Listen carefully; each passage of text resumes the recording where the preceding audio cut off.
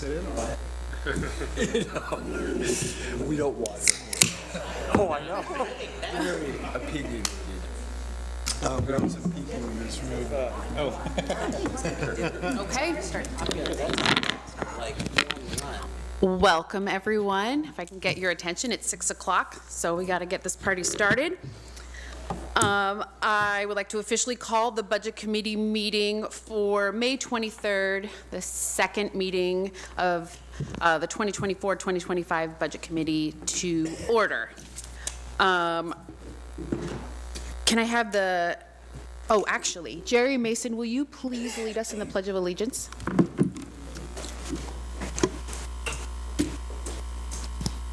Pledge allegiance to the flag of the United States of America and to the republic for which it stands, one nation, under God, indivisible, with liberty and justice for all.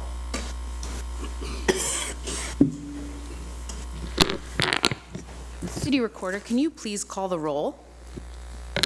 Committee Member Watney. Present. Councillor Geary. Good evening. Committee Member Ernst. Here. Councillor Minke. Here. Committee Member Harmon Ferry. Go Cats. Councillor Payne. Here. Committee Member Cunningham. Here. Councillor Peralta. Here. Committee Member Mason. Here. Council President Garvin. Committee Member Hart.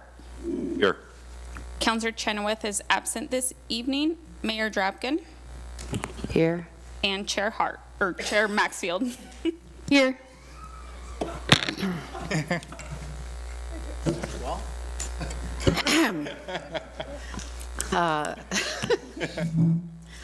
Welcome back. Thank you all for showing up again. I appreciate your patience.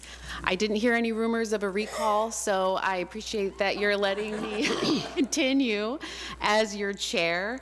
I just wanted to emphasize how important these meetings are. I appreciate all of your time. I know, we are all volunteers and we are all busy, and I really enjoy these hard conversations with people who are invested and care about our community. And I also appreciate the presentations by our staff that clearly care a lot about our community. So thank you. I know the 4-hour meeting last night was long, and we're going to have a fun, long one tonight. So I don't take that lightly.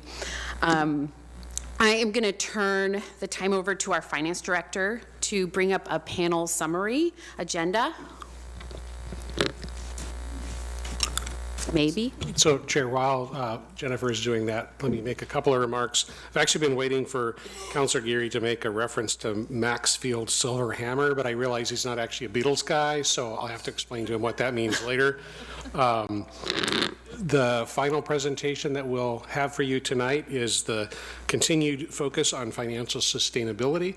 It will be presented in tandem by our Public Works Director, Jeff Hunsaker, and Director of Finance, Jennifer Cuellar. So I think I've vamped long enough that Jennifer has the technology ready to go, right? Well, I don't actually have the document ready, but essentially that is what it says. It lays out what we're going to do tonight, which is this final panel presentation, then some wrap-up comments from Jeff. I believe that based on some of the conversation from last night, there was some interest in hearing from our HR director, so I believe Vicki Hedges is prepared to make some comments as well. And then you all will be able to be free and have your discussion, and we'll be here to support that, providing information or clarifications, that kind of thing. So we're off. Thank you. So you are going to start your... We are. Daniel, can you get up here? Oh, and I just would like to remind everyone to talk clearly into the mic so that the people on Zoom and the people in the back can hear all of us. Thanks. Great. Well, good evening, councilors, committee members, and the mayor. As Jeff said, Jeff Hunsaker, Finance Director, or No, I'm not. You are not I the am not the finance finance director. director. No, you are not. I don't want to be the finance director. Come on, it's a good gig. Public Works Director and Jennifer Quay, our Finance Director. So we're talking to you tonight about this continued focus on fiscal sustainability. This has been a focus for years now for this group, and it's going to be a focus for years moving forward. Go ahead and go to the next slide, Daniel. So here's our agenda tonight. I always like to start with the policy direction, why we're here, why we're talking about what we're talking about. So just kind of a reminder of the policy direction that's been set by the council. We're also going to talk a little bit about inflation and kind of a quick summary of Oregon State Measures 5 and 50 and how they're really affecting fiscal sustainability, not just here, but across Oregon and municipalities and education districts and all over in Oregon. And then we're going to talk a little bit about some of the challenges. We spent a lot of time talking about challenges last night, so we won't get as into it, but we'll talk about some of the challenges that are in this budget, and then also some of the opportunities that are available to us. And then finally, we talk a lot about the general fund, but there's a lot of other funds, a lot of other revenues, a lot of other expenditures, and they all have their different rules, and it gets pretty technical, pretty complicated. And so I'm a public works guy, so I'm going to talk a little bit about the enterprise funds and the capital funds that we have here, just to give kind of a flavor how complicated these things can get, and why this fiscal sustainability is such a big body of work. But all of our departments use funds that have these different rules about them and stuff, and so there's a lot there. And as Jennifer was saying, ask us questions. We're here to help. So go ahead, next slide, Daniel. So starting with from the MacTown 2032, the mission of the city is to deliver high-quality services in collaboration with our partners for a prosperous, safe, and livable community. And moving on down, we have some values: stewardship, equity, courage, and accountability. I want to focus on stewardship and courage on this one. Stewardship says we're responsible caretakers of our shared public assets and resources. And then courage says we're future-oriented, proactively embracing and planning for change that is good for our community and consistent with our values. So a lot of these discussions we're having tonight, they do take a lot of courage.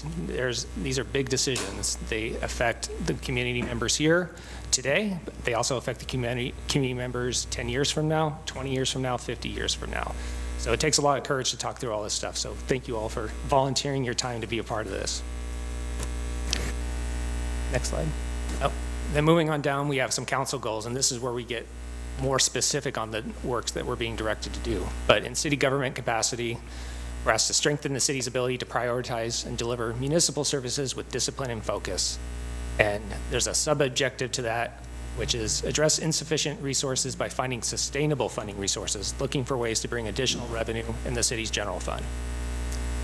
Then also under growth and development character, we have an objective to fund and initiate some public facility plans, the transportation system plan, which is in next year's budget, the wastewater treatment plan, which we're doing now, stormwater master plan that we're looking to be doing if we adopt a stormwater utility.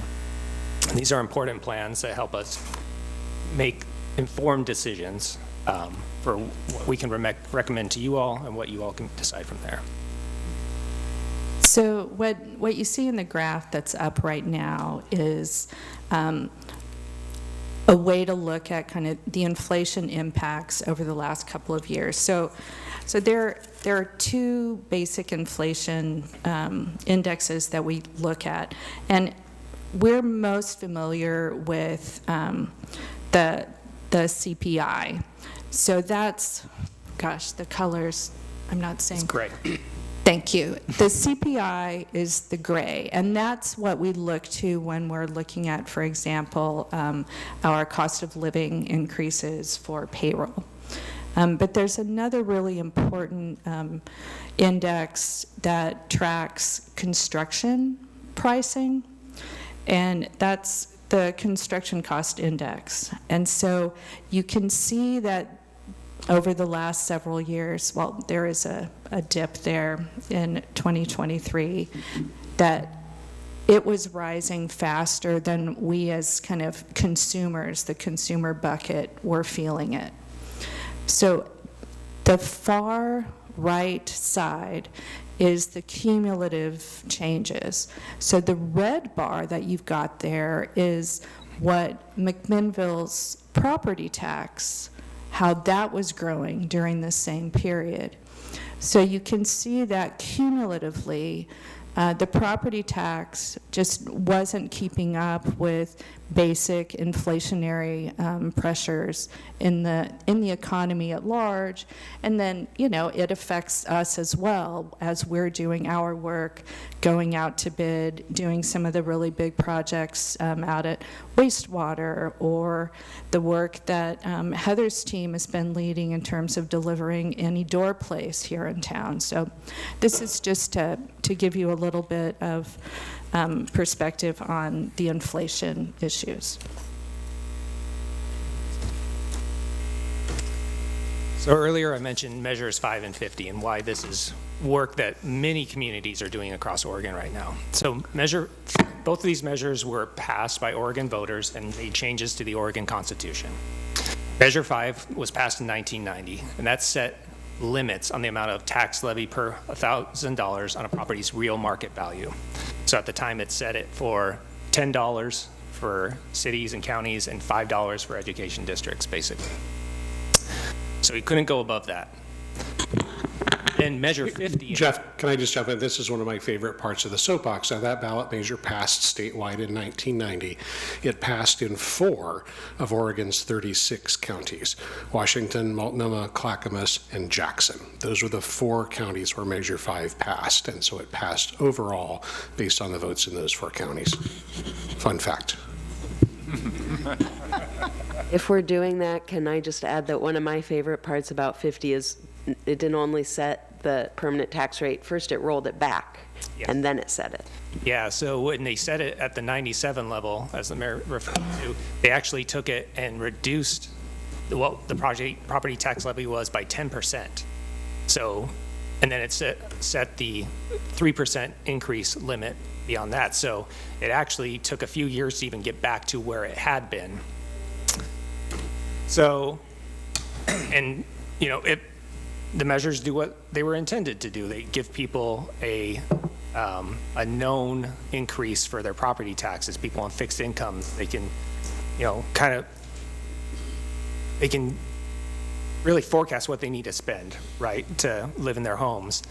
But it's a pretty big disparity now. I live in Washington County, but my home's real market value is over twice what my assessed value is at this point. So if it had been the pre-1990 or the pre-97 version, I would be paying double the property taxes that I pay now. But because of this assessed value set at that 3% cap, I'm nowhere near that. So there's revenue challenges that come with that. They're significant. And League of Oregon Cities has an FAQ on measures 5 and 50. I recommend reading it if you're curious to learn more, but it has a quote in there that I really think is important. It says, since 1997, inflation, primarily for primary city expenses like employee health care and pension costs, has regularly exceeded the 3% rate of growth limit under measure 50, resulting in a slow but steady strangulation of city finances as costs increase far faster than revenues. And Jennifer was going to talk a little bit. Can you go to the next slide, Dan? Yeah, so this is getting into more details, and we talked about this when we got together in November.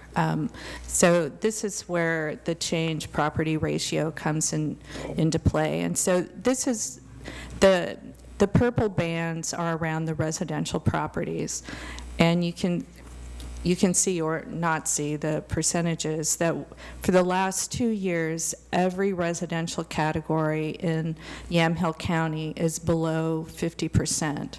So that means all new residential properties that come online during the year get reduced by this amount so that they can gain parity to the rest of the system for their property taxes. And the thing to me that was most revealing that I want to mention again when I was looking into this fall is I looked at the last couple of years in all of the neighboring counties that touch Yamhill County, and our CPR was the most, it was the lowest of all of the counties that touch us, that are our neighbors.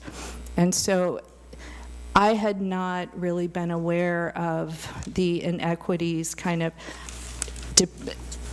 where state to state, where county to county, the impacts of Measure 5 and 50 have on a more local level. So we have, I think there's general awareness of similar houses, how different property taxes might be, but there's also impacts at a more local level on how far behind, how far in the hole we kind of are when these rates get baked in for, the life of the property. And so homes are not 10-year capital assets.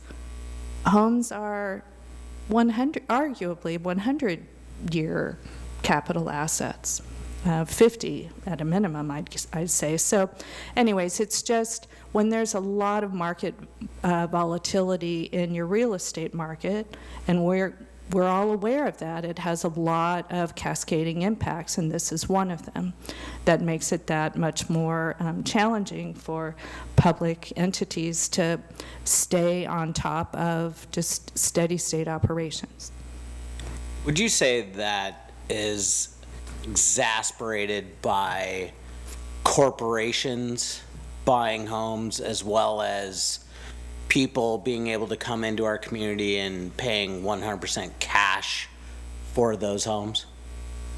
I'm not an expert on housing market issues, so I really don't feel competent to be able to speak to those kinds of issues, but I don't know, Heather or...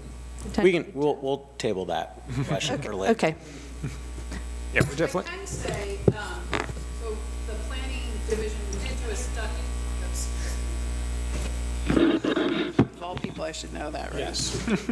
I can say the planning division has, a couple of planning commissioners have volunteered over the last couple of years to follow and working with the assessor's office to follow the sort of buying habits to see if we were seeing that corporation buy in McMinnville. We haven't seen that happen here yet. How about full cash offers? Are we able to track that? We weren't tracking that because we were more worried about the corporate buy and that, what that was doing to the housing market relative to the individual buys. Thank you. And I think what we do know is, while there may not be significant implications on the city's budget, that the relative lack of housing, and as popular as McMinnville is, we know that the value of the houses are growing rapidly, and that leads to the sort of the missing middle housing that we've been experiencing here in the community. It's more and more difficult for first-time home buyers and for a lot of employees who work here to be able to afford housing, and so there's not necessarily a budget or a tax implication that you can directly draw to that, but it does go to some of the livability issues in the community that we deal with. So this next slide is to try to summarize some of the general fund cost issues that are impacting the FY25 budget that you all are deliberating on. And so the one-time costs around the fire district came up last night, but and I didn't have this right in front of me, but the length of service awards program, so the retirement program for our volunteers, that was $930,000. The leave payouts was $330,000, and the property tax gap was just under 75. So the other things that are in the budget beyond steady state, we wanted to call those out for you. So it's about $510,000 additional, and that's distributed around the park security, the new approach there. That's a new carrying cost that had not previously been budgeted. Also making Parks Maintenance came up 2 years ago with a 3-year plan to build them out of below base and to put them on better footing to be able to serve the community and stay on top of the parks. So there was a year 2 investment on that as well. How much of the $1.50 would we have needed to have brought back online in order to cover the costs of the fire district transition? Or if you don't know that off the top of your head, which would be fine, could you tell me that before the end of the too long this evening? I can tell you that now. Let's see. If I can type. There we go. We're watching you do that. Yikes. I'm just going to start the office pool at 35 cents per thousand. 38.5 cents. Well, you're lucky. You're closest guesser. Come on down. Yeah, so I did do the math, pre-do the math for the reserve shortfall, that 1.7, that would have been just a hair more than another 50 cents. So that's An additional 50 cents. So if we had brought $1.38 back online, we would have been adding to the reserves, and we would have covered the entire cost of the fire district transition and left the budget essentially neutral based on inflation? the 50 cents to cover the reserve shortfall would have dealt with the one-time costs of the fire district. So that's embedded in that number. Will you tell me one more time? If we made up the reserve shortfall of $1.7 million, that's just over 50 cents per thousand in property tax for next year. And that would include the impacts of these one-time costs of the fire district. Okay. Understood. Thank you. Sure. Go ahead. So Yep.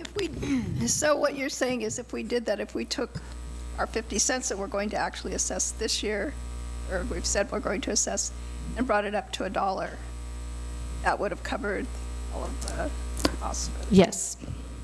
Okay. It would cover the reserve shortfall. The 50 cents, to make sure. Right. And the primary driver of the reserve shortfall were those one-time costs associated with the fire district transition. So the other things that came online that hadn't previously been budgeted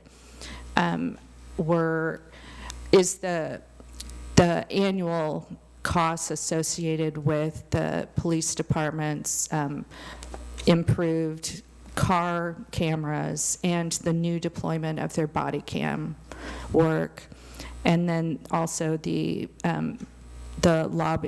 lobbying and community engagement together of about $100,000. So those were things that are in this budget that did not have the same carrying cost in FY24 as budgeted. What is the cost of the park security? I believe that's like $116,000. That's about $10. Yeah. Yay. I remembered a number. That does not always happen. And then just in terms of some of those additional costs, we're already seeing the benefits of what we're doing. So I just want to, it was in one of the Q&A documents that was produced, because we got a question about why are we spending the money on lobbying? That in 2024, there was $850,000 that we're expecting to support the 3rd Street Improvement Project, $2 million for water infrastructure to support workforce housing work, and then almost $200,000 to support infrastructure for seniors and people with disability housing support for that population specifically. So while those three examples of actual impact for the efforts that have been made over the last 12 to 18 months in this area don't accrue back to the general fund. They are all significant and important investments for the community at large. So I think that's important to bear out, that sometimes it's the general fund kicking in the dollars to float our boats elsewhere as a community at large. Let's see, what's the next slide? Oh, actually, you know, before I leave this, I think it's also important. I found earlier this week a great publication from the League of Oregon Cities. It's their State of the Cities report that came out a couple of months ago, and so we are definitely not alone. So of their respondents, we asked about the anticipated state of finances in the next fiscal year. Cities were as pessimistic as ever recorded by this survey. 49% of cities anticipated general fund revenue would keep pace or exceed needs in the future. This is far less than 72% of cities anticipating this outcome back in 2019 and the 61% in 2021. So this indicates not only growing pessimism about the future revenue sources, but an accelerating decline in optimism in municipal organizations. So it just, it's rough for us to be having these conversations, but budget committees, I believe, around the state are having similar ones right now. So sorry about that, Daniel. Thank you. So here's a little graphic that shows what we were just talking about in terms of the reserve. So on the left-hand side, if we had met our reserve target of 1 month and 1.75 months in year 4 of our 5-year plan to get up to 2 months of operating, we should have had $1.7 million more in our reserves. And so these are the big ticket items that are pushing that. The one-time costs associated with the fire district and the additional costs that I described, the 500 and change. And then we did include an ad package, which Director Muir from the Parks and Rec Department described some of those activities last night. So those are this is kind of the snapshot of what's not steady state relative to what was funded and the services that are being provided by the city in the current budget year.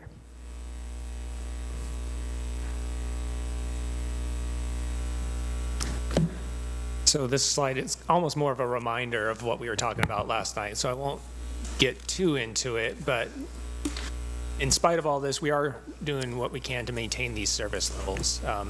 There's all these challenges that we've talked about, some that we haven't. One, retirements and succession planning. The value of institutional knowledge of cities almost can't be measured. It's so hard when you're losing a lot of people retiring with these boomer retirements that are very difficult to replace. And there's just amazing knowledge that is kind of getting lost. And so you lose efficiency sometimes with that. You can't just call the person who was there 20 years ago when it got built and say, hey, do you remember what we did there? There's a little bit of staff time that goes into looking it up. The city's not growing really fast right now, but it is a growing city. There is more that we're having to serve. We talked about the aging infrastructure and facilities. We talked about the changing regulatory environment, the unfunded housing mandates that Heather's team are having to address, some of the environmental ones that we're having to address in wastewater and in stormwater. We're utilizing funding sources that have additional requirements. we're getting out there, we're lobbying for money, but those monies usually have additional administration that go with them because there's a lot of additional rules that you have to follow. As we heard last night, there's an increased community demand for services, especially around, say, the parks. People want more. And then those community issues that we're having to adapt to, like the houselessness. But we're still, in spite of all that, maintaining those service levels. So just a quick summary in terms of personnel costs. So personnel is the single largest expenditure as a classification citywide. And so adjusting for the fact that the fire department staff was in the city organization for half a year last year, the citywide increase to personnel costs is 6.2%, and that is 0.67 fewer FTE relative to last year's budget. So, you know, a position more here, half an FTE down there nets out to slightly less than the headcount we had budgeted last year. And it's worth noting this budget year is year 2 in terms of our retirement costs. So PERS employer rates are set on a biennial basis. So, and they tend to go up. And folks are anticipating that they will continue to go up for, you know, at least the next 3 biennia. I think the doomsday scenarios we've dialed those back a little, but I don't hear people talking about double-collared increase things, technical ickiness. So it's less acute, the issue, than it has been in the past, but it still is typically a significant increase. So that 6.2% this year includes a 0% increase on our retirement costs. So next year, we can anticipate that number will be, substantially higher, 9 to 10%, because that will be our PERS year. So just something to note in terms of budget cycles. And then the cost of living, this increase this year is just over 3%. And so in the past couple of years, we have hit the bargaining agreement maxes, and so the max has been 5% or 4% in for most, as that's the base max for the 2 CBAs. Collective bargaining agreements. Now, of course, we don't have the fire one, but we have utilized that max for the for consistency's sake for the rest of the employee base. So next year, the cost of living is below the max, and we'll be applying that according to the bargaining agreement, and also, again, according to tradition, applying it to everyone else. And I think it also came up yesterday, the fact that we are building the budget, including vacancy savings in the police department, and that at some point we will be at a place where the police department is going to be able to keep their headcount, their approved headcount levels, kind of at what they expect.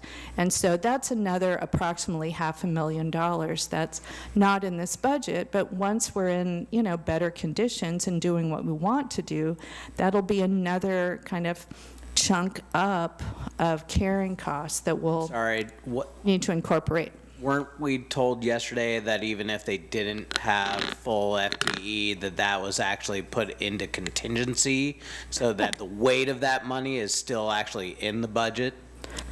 Sorry, can I ask that we finish the presentation and then we will ask questions? I know we got kind of away with ourselves, but I think we could just let them finish, and then we'll kind of move along to questions and discussions. Is that okay?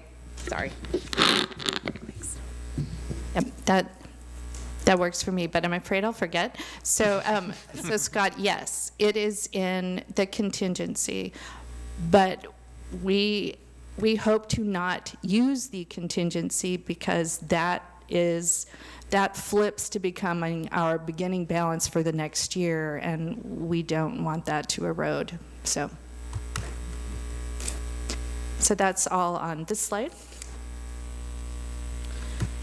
And then this graph is also in the budget document. It shows that the amount of the property tax bump for the 50 cents is approximately, $1.69 million, and about 80% of that is just the steady state, and that's 6% of, applied over our workforce.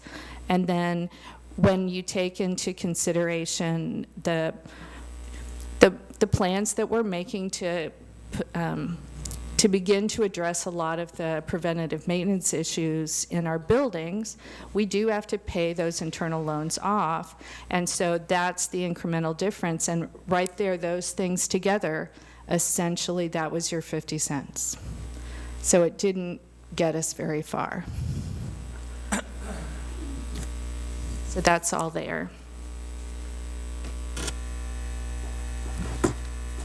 And so the aging facilities, we've talked quite a bit about this, but I think it's important to mention that our actual spend in maintenance dollars over the last 5 years, believe it or not, has only been $2 million citywide. 1.3 million in the general fund. And of that money, very little of it was actually spent on the projects that are included in that, the detailed facilities assessment that was done back in 2018, 2019. So just as an example, we pulled one building, and I looked at the library. And so the library, its status was good in terms of its facilities condition number. And if they, there was only one project in the first 2 years that we needed to take care of, which was, it was a fire-related project. I forget what it was. Anyways, so we did eventually do that project, I think maybe 4 years down the road. But in the last 5 years, they were supposed to have done over $750,000 of just replacing aged out building components, and they only did the one project for less than $50,000. So that means that the library building over the last 5 years has now joined the class of properties in the poor facilities condition index level, which is, really a bummer, right? So I think if you want to go to the next slide. Oh, it made it. So I snuck in a slide. You do not have this. And so I will get you the next one. I had forgotten about this until this afternoon. I was like, what is that great graphic? Because this happened before I was here. Back in, when you all got that facilities condition assessment, we looked at all of our buildings, and we have that red cloud, and those are the buildings that at that time were in pretty rough shape, right? And the library was in yellow. Now, the library is going into red now, people. And this is just 5 years down the line. So that's a way of thinking about this from a negative perspective. But I think there is really a case to be made that we are on a good path, because this sparked movement here in the community. Because of this, MacPac was established, and there was community engagement in a very serious and ongoing way about how do we manage, what are our options given this picture, this visual. And so we are now 5 years later on the path to correcting one of the flagship building groups that are represented in this graphic. And I mean, that I think is really important for us to acknowledge, that we recognize the problem. We have invested years of effort and really excellent work to move the ball forward. And we are poised to be able to really make an important change for the community that is deliberate, based on just factual information that we've got in front of us. There are difficult decisions that will be ahead of us in terms of, what do we want to build? How do we want to manage through it? But we're on the right track, and it takes time to get there. But also, secondarily, in that red little cloud is the airport.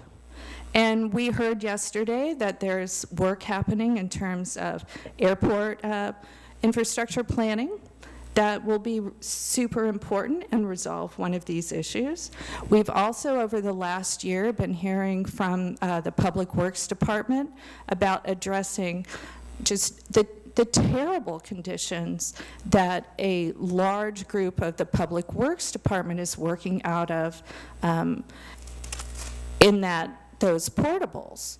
And so they are working on resolving that issue that was identified as part of this thing. So we are making progress. We're not there yet. We're not done.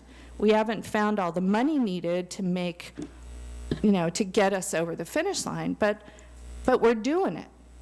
So just thank you for your efforts. It's really meaningful.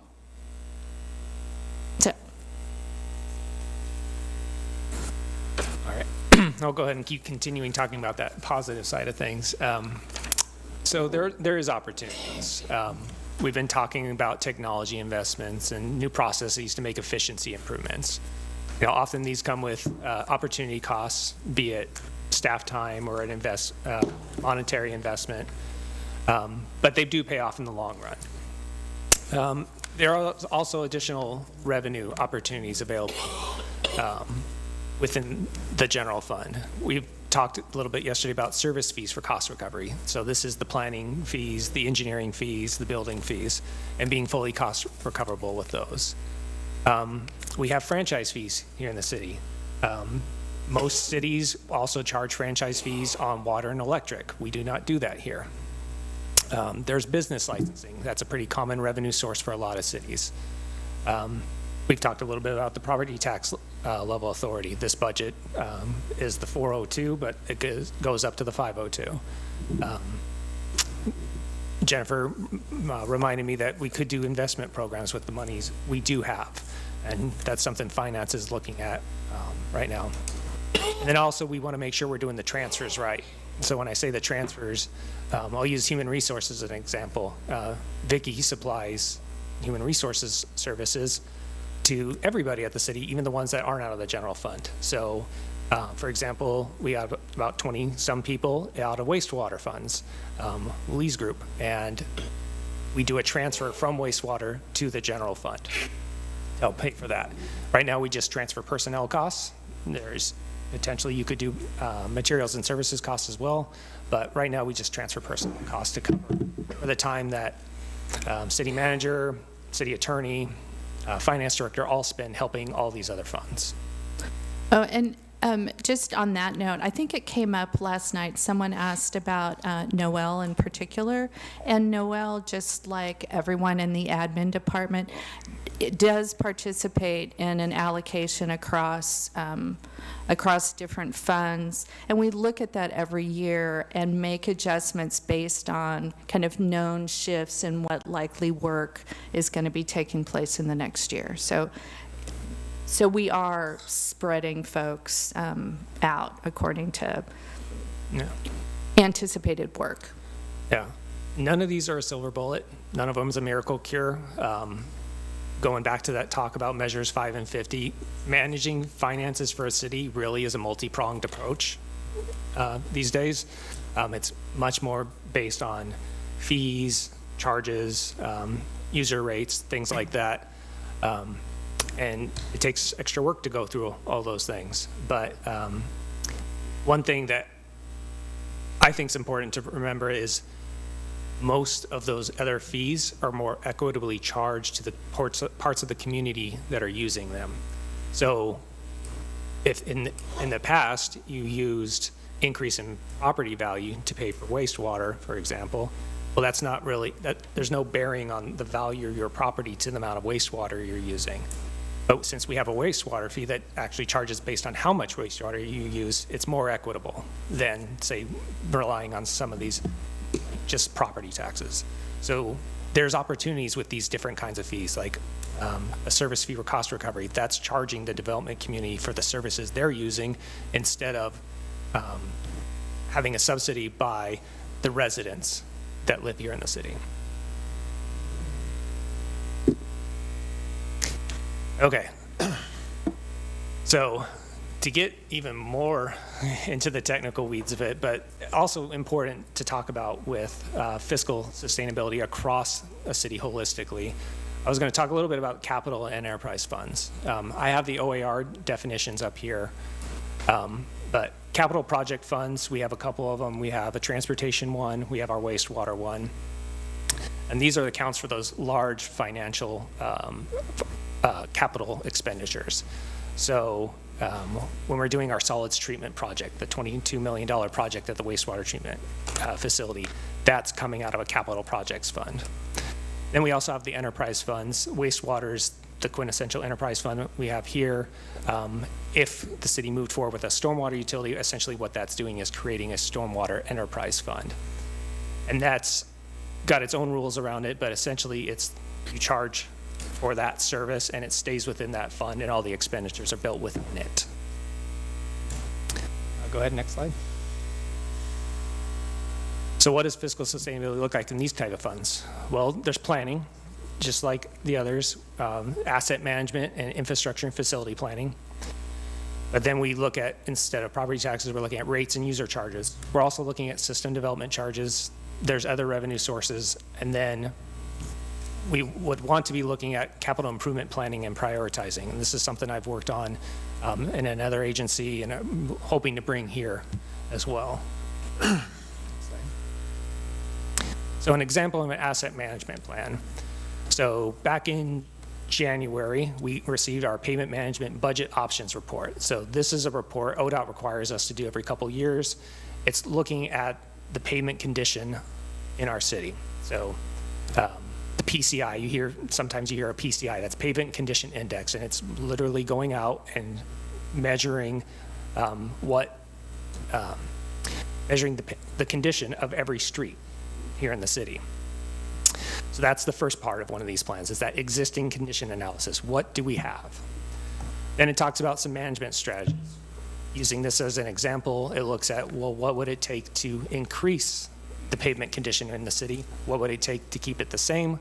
What would it look like if you did nothing? What would it look like if you let it drop 5 points? And with those strategies, it comes up with replacement and rehabilitation estimates.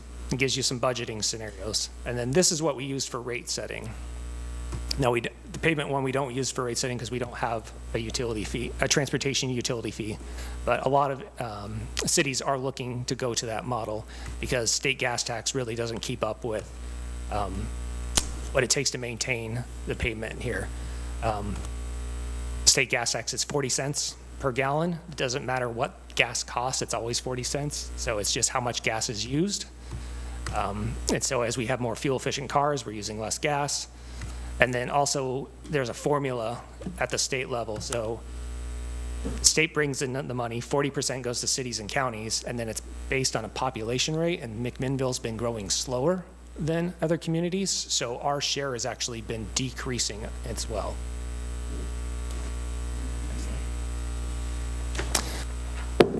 So then we also have infrastructure planning. This is that next step. Historically, they've been called master plans, although we've been moving away from that language because it's triggering for some people. So the PROS plan is a fantastic example of this. It's not exactly a public facility plan, but it's got all the same bells and whistles that you want. It's got visioning, goals, and objectives. It's got that existing system analysis. It's got the community involvement. It looks at those future needs, and it also develops that 20-year capital improvement plan. That capital improvement plan is very important when you're setting your SDCs. It's actually required in the ORS to set SDCs. You have to have a capital improvement plan.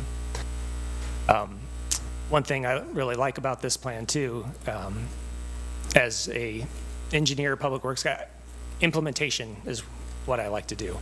I like to help with planning, but implementation, actually building it, is what I like. And what's great about the PROS plan, it actually has that implementation roadmap in it.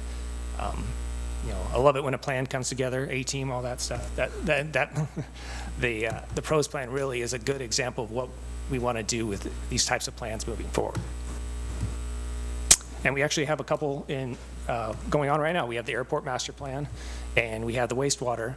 Sorry, use the language. We have the airport plan, and we have the wastewater plan. And we also have in this budget the transportation system plan, which is out of date, and that's going to look at the transportation infrastructure. They each have their own rules. Transportation system plan has a lot of rules from the state. The airport plan has a lot of FAA rules. Wastewater plan has a lot of rules from EPA, DEQ, for example.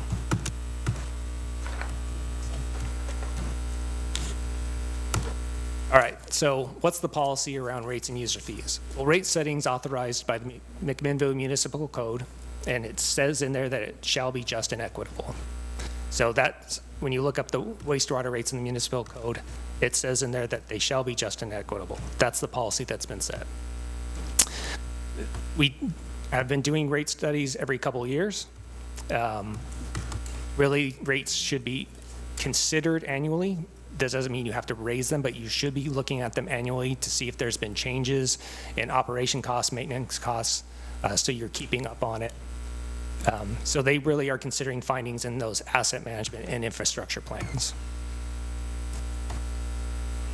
And then I talked a little about SDCs. SDCs are a little bit more, there's a lot less policy you can do with an SDC.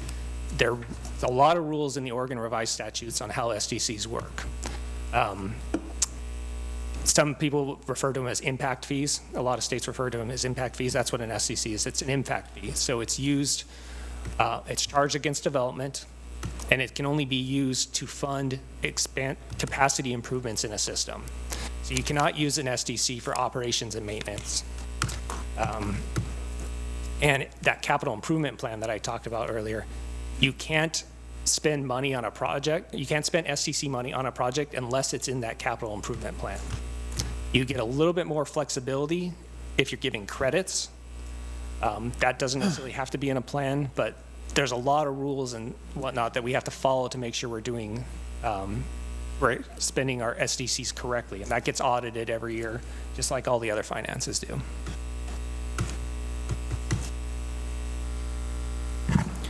So here's just a list of other revenue sources, and just and I'm following up on one of the comments Jeff just made. So the intergovernmental revenues, I was doing the forecasting this year, using the League of Oregon Cities does an annual revenue outlook that's, really helpful that we use for our projections. And I was getting really confused because my projections for this year all of my Oregon revenues were coming in under what I had budgeted for 2024. I'm like, what? But it says it's going to go up, and it's not going up. It's flatlining. And so I started digging into it and realized, well, duh.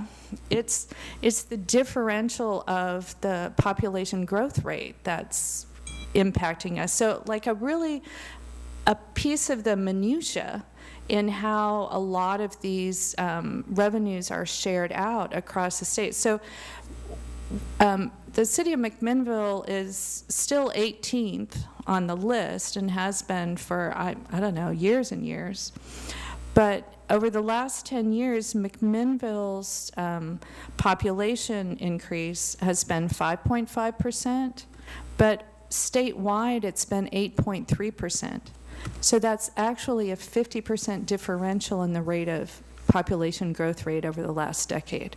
So it's not a significant factor, but it's yet another kind of drag factor on kind of just the basic revenues, meat and potatoes revenues that we depend on to keep up with hopefully inflation, and we're kind of moving backwards, or have been.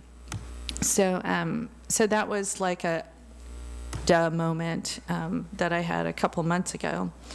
Then also we're looking at grants. We're depending more on grants, and it's a great source of revenue, but it does come with the strings, and there is administrative burden, and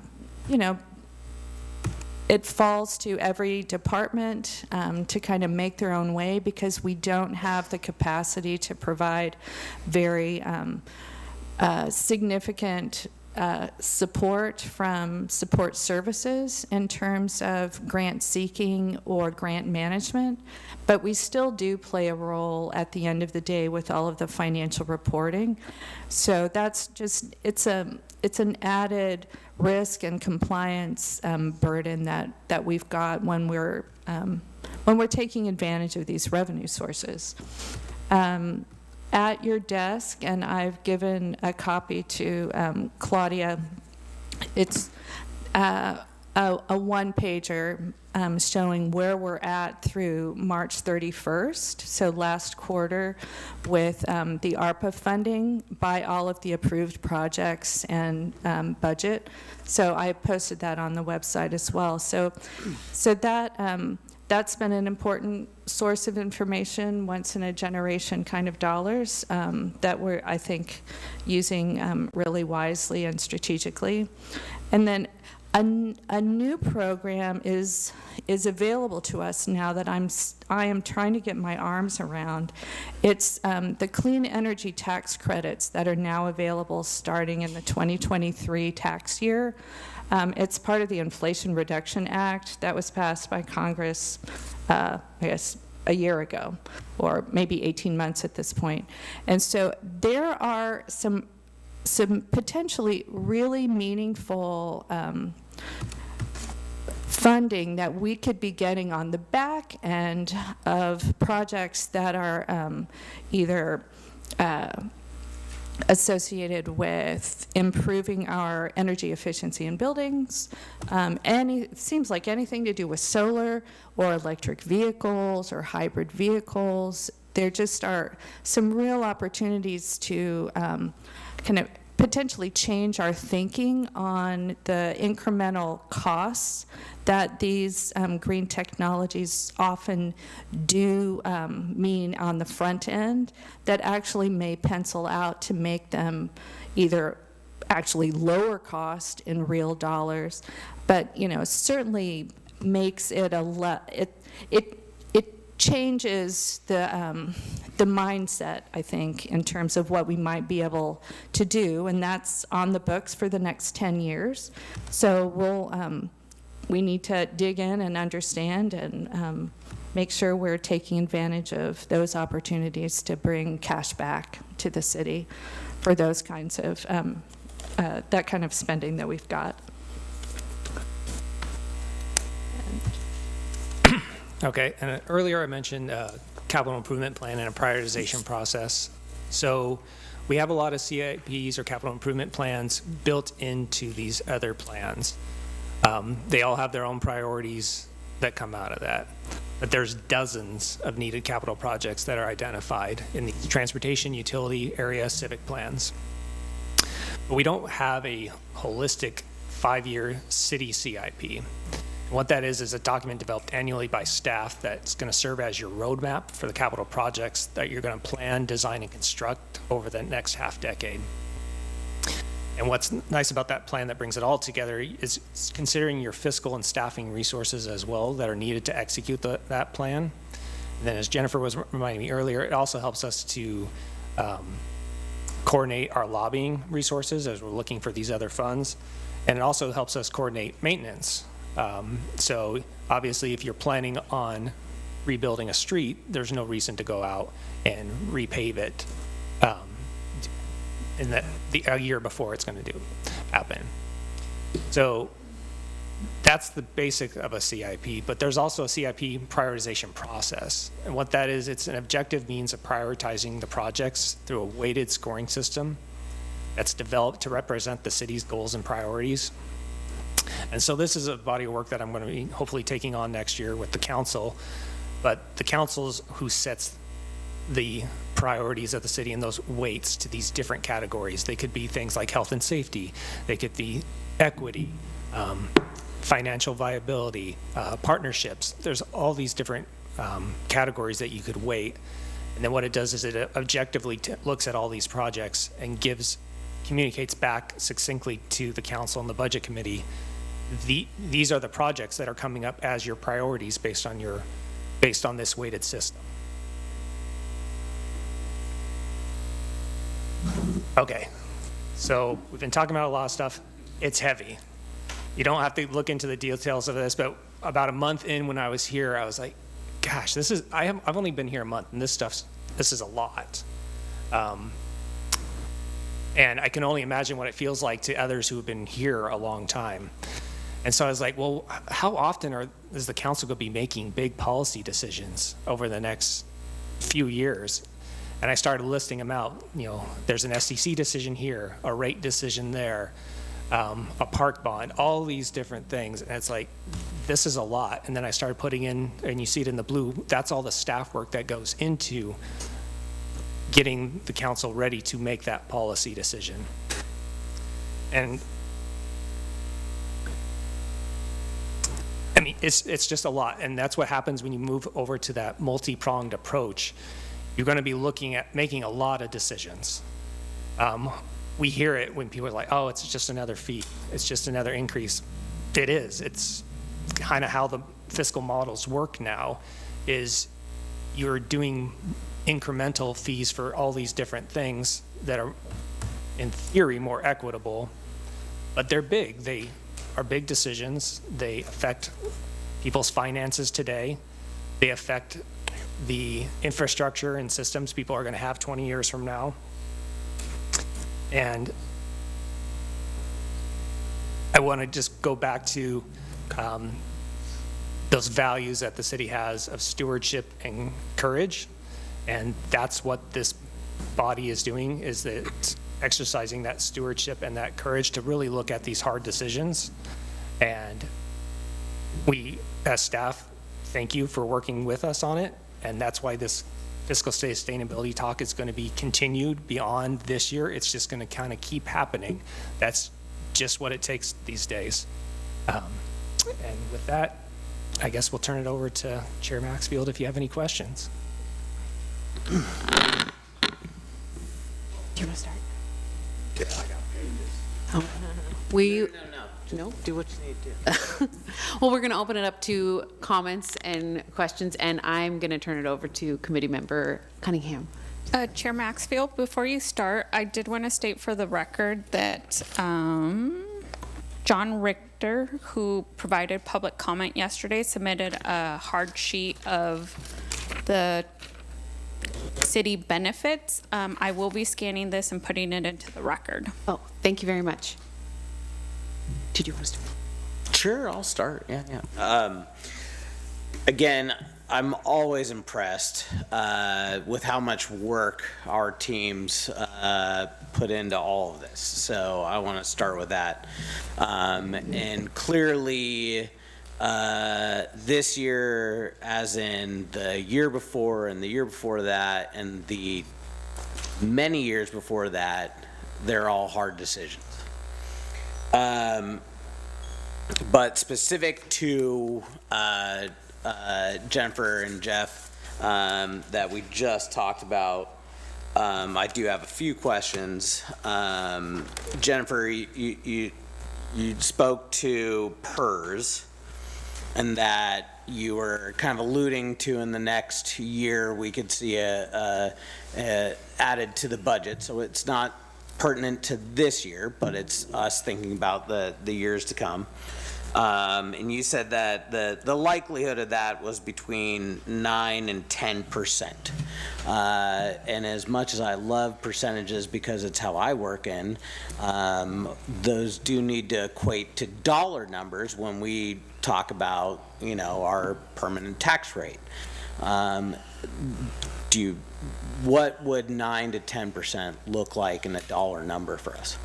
Yeah, I'd have to go back and find the base numbers to apply it. And so it's, right now, we have, well, no, we don't even have, we have an advisory rate. So when they finish doing the math on the December 31, 2024, 2023 market close, we will know what those rates are ahead of the budget process next year. So we'll have that, but it's just it's a decent amount of money, though, I'd assume. yes. And the health insurance and the retirement will vie in terms of how much dollars it is total. Okay. Is it maybe hard to go back to that inflation graph specifically, but one of the things that I think we needed to recognize, because in comparison to the inflation of the years prior and then to the cumulative one, it to me, my initial take was like, oh, 2023, there was like hardly any inflation to it. But really, you should stack all of those graphs on top of each other to represent what the actual inflation is, which I think is ultimately the cumulative one, right at the end. Yeah, exactly. Daniel got it up. So you can see the 2023 did take a dip, and that's and we're seeing but that. It didn't take a dip. It's still growing. The inflation is still growing. It's just growing on the year prior to it. So that graph in representation, even though it looks like it went down in that one, what it is it's still higher than in 2022. Correct. That's the year-over-year change of Right. the first three, and then the final stacks it as you indicate. Yeah. I think from that, I'm happy to Thanks. turn it over.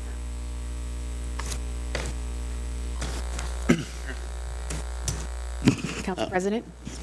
Jeff, you talked about PCI a little bit, and that's always been something that Renshaw's kept me interested in. And so, as long as I've been on council, gas tax revenues have been going down. That's just the nature of the beast. With when fuel economy goes up, gas tax revenue goes down.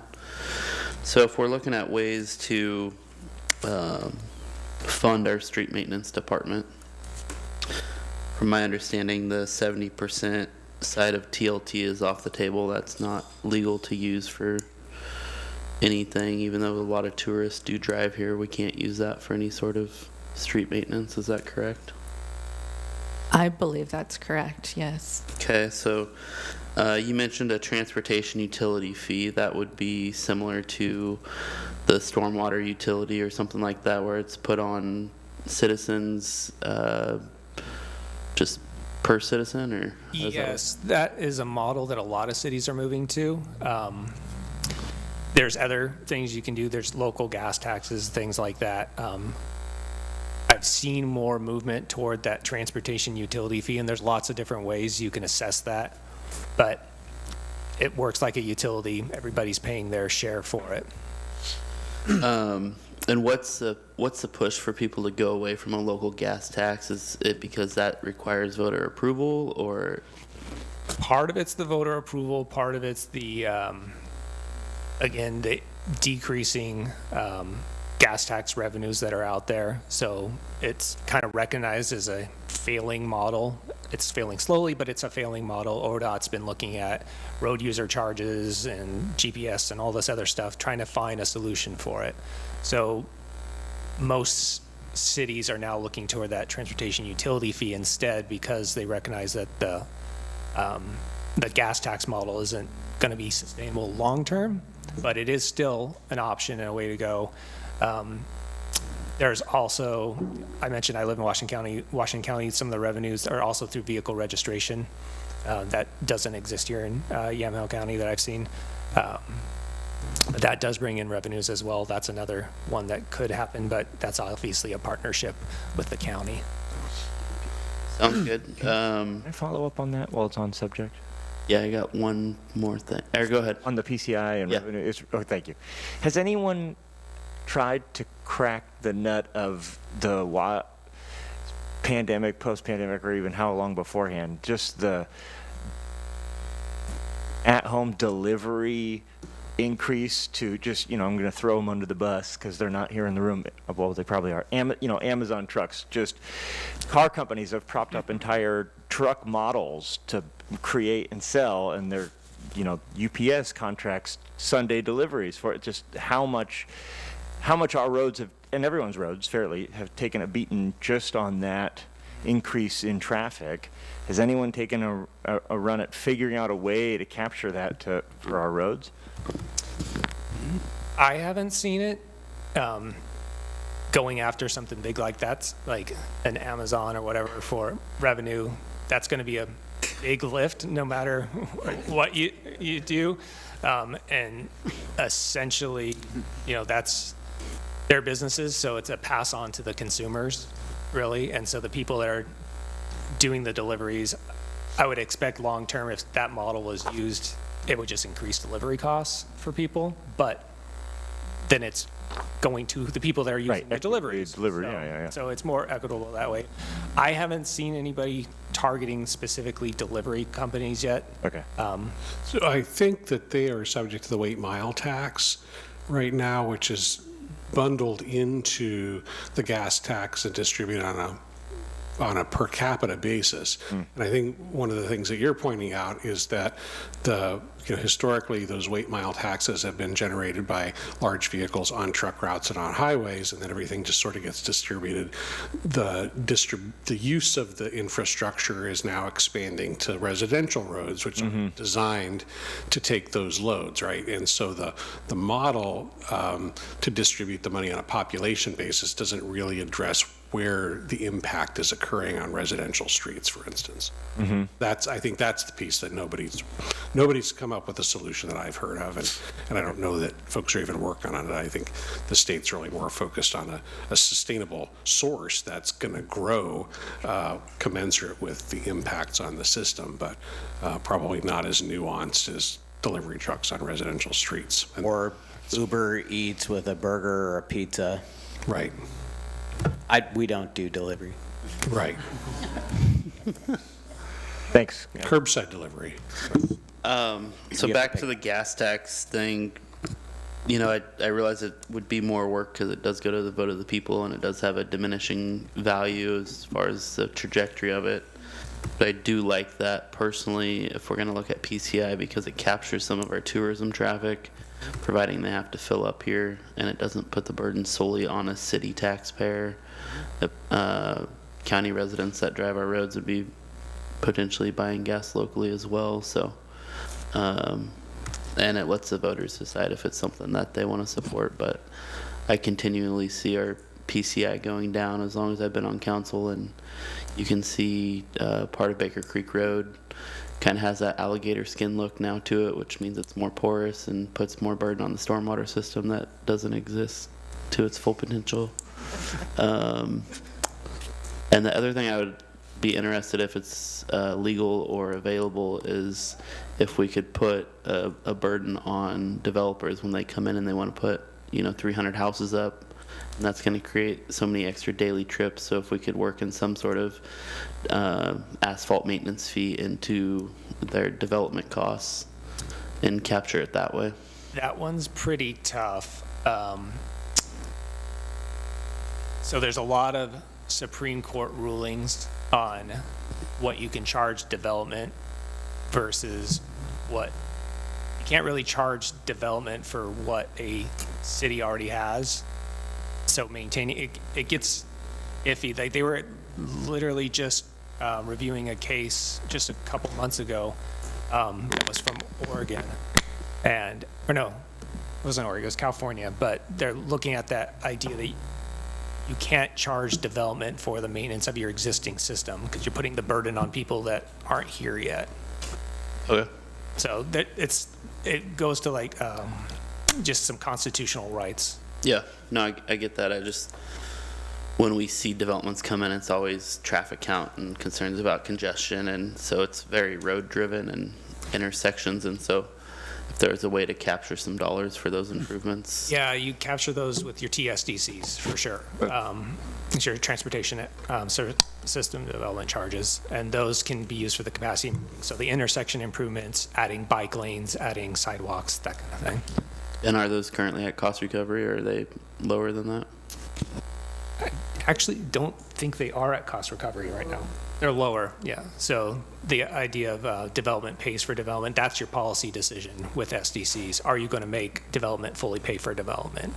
And Heather has a lot more history here than she and I were talking about this the other day, and she's mentioned that they were kind of set lower than full cost recovery when they were last set. Okay. My request would be is if we're going to bring a transportation utility forward, that we bring all that together for the discussion. Yeah, Yes. I feel like when we dived into, I don't know, there were 36 different kind of sustainable options. I feel like there was some kind of local level of weight or transportation thing that we could piggyback onto the state system that we didn't choose to do a deep dive into it, but I'll pull back up that list and add it to the options that get reviewed. But definitely looking at it all holistically, that last slide that had a whole lot going on, the discussion around a transportation utility fee or a gas tax or whatever, it's really lined up to go along with the transportation system plan work. So you wouldn't want one to go before, you want them to go at the same time, so you're looking at it holistically. Correct, yeah. And I'll cede further questions for now. Thank you. I have a follow-up on the gas tax question. Would that be part of the $10 limit that the government? No, it's separate. Okay. Yeah, that's property tax specific. I have a question related to the gas tax. Mr. Payne? Thank you. It looks like we're budgeting for an increase in the gas tax, but over the last 3 years, it's been declining. So I'm just like some clarity on that. I think it's page 409. Yeah, it is increasing the gas tax, but it's not increasing at the rate that LOC says we should be expecting, and I think that's where kind of the erosion is happening. But there are a couple of other revenue streams coming from the state that go to the general fund that I was looking at. Every single one is coming in low. Lower than what LOC said we should expect. And so I realize its population is affecting that. So I guess I'm confused because the budget number is predicting an increase in that funding, even though for the last 3 years it's decreased. And so it would essentially be higher than the 2021 gas tax that we received even. Well, I would suspect that may have to do with COVID trends, that there were just fewer people on the road for a couple of years, and so that may be part of that phenomenon. Okay. I have some other questions, but they're not related to the gas tax if somebody else. Okay. So I just want to clarify that we are predicting a 15% decrease in communications franchise fees funding. I don't specifically remember, but most of there are different line items, but yes, they are trending down. Yes. It just seemed like a really big drop over previous years. So. Yeah. And then I'm confused about the Public Works, sorry, your committee penny pincher here. Public Works liability insurance is decreasing by 65%. So I think that probably has to do with, there was a question about this in one of the Q&As. So it's maybe there are shifts between budget year to budget year that are unusual in the insurance.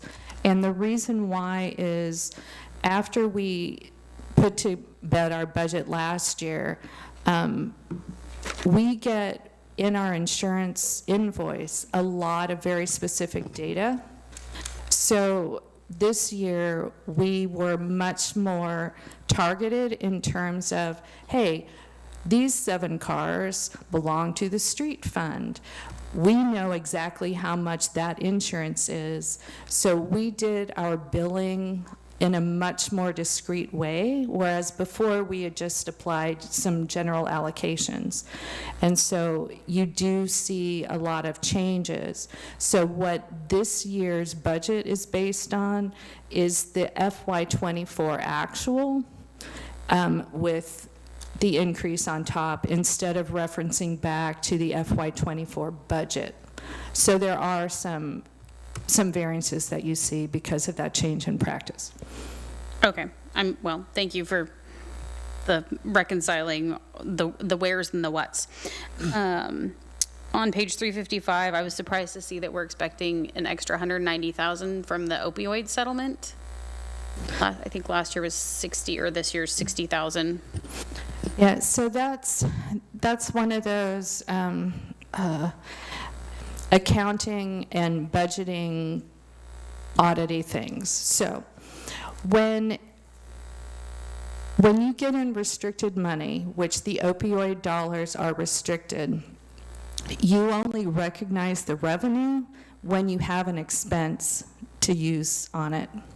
And so we have collected over $300,000 so far, but that is deferred revenue and you don't see it as a budgeted revenue. So we don't have plans yet in a very substantial way to utilize that funding. So I just made kind of a guess to the high side in case we wanted to implement any further activities around opioids, because there's a lot more activity and education that we have access to about how and what we can deploy those resources for. But so have a matching expense. Exactly. So it's just going to be an oddball thing kind of rolling over the years. I appreciate you explaining that. And sorry, can I jump in here? Because the one thing I want to say is we as a community really need to focus on what we are spending that money on. If any of you watched last week tonight with John Oliver, he just went over this exact money, and they showed video after video of these meetings of those expenses being wildly spent on things that did not affect the opioid crisis. So I'd like to just say right now, we need to be very careful how we spend that money in the future, please. Yes, very well taken. And so far, we only have $15,000 of expense at this stage for those dollars. So we're holding it until we have a strategic plan. And I think the police department has been part of conversations with county partners and others in terms of that work. But Yeah, there have been a series of conversations over the last several months between police, fire, and public health agencies here in Yamhill County trying to craft sort of a countywide initiative on how to deploy those resources. And those recommendations haven't come forward to the policymaking bodies yet because there's a lot of partners at the table to try to work through what the issues are and what the right way to spend those dollars are. So there's a focus on being very intentional in Yamhill County about how those funds are spent by all the agencies who receive the settlement dollars. Thank you. Thank you for the explanation. 2 more questions. I suspect I know the answer to this one, but on page 346 for McMinnville Water and Light software system, pay nothing this year and $65,000 next year. It looks like maybe there's some reallocation of like just account number in terms of the fund accounting. Yes, last year was the first year we did it, and so what the line items that we're actually using are different than how we budgeted last year. So, but it did increase the year-over-year cost. But I assumed that was the case. Last question. I'm just going to drive home that I'm definitely as equally interested in saving money as I am interested in working on sustainable funding. But I have been and will continue to be opposed to the city services charge. So the assumed 3% increase on page 342 is, I'm just stating my objection now. And just to clarify, the way the ordinance and just the timing of how it all rolled out, the increased decision is happening on a calendar year basis. So that's just should you want to, but obviously what will actually happen will depend on the will of the council later this fall when we bring it up.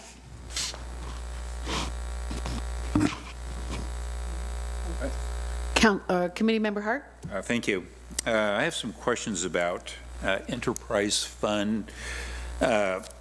Specific note under the wastewater capital fund. Speak a little closer, please. I'm sorry, I tend to lean back. I note that there's, interfund loans, and there's loans from that fund for various purposes.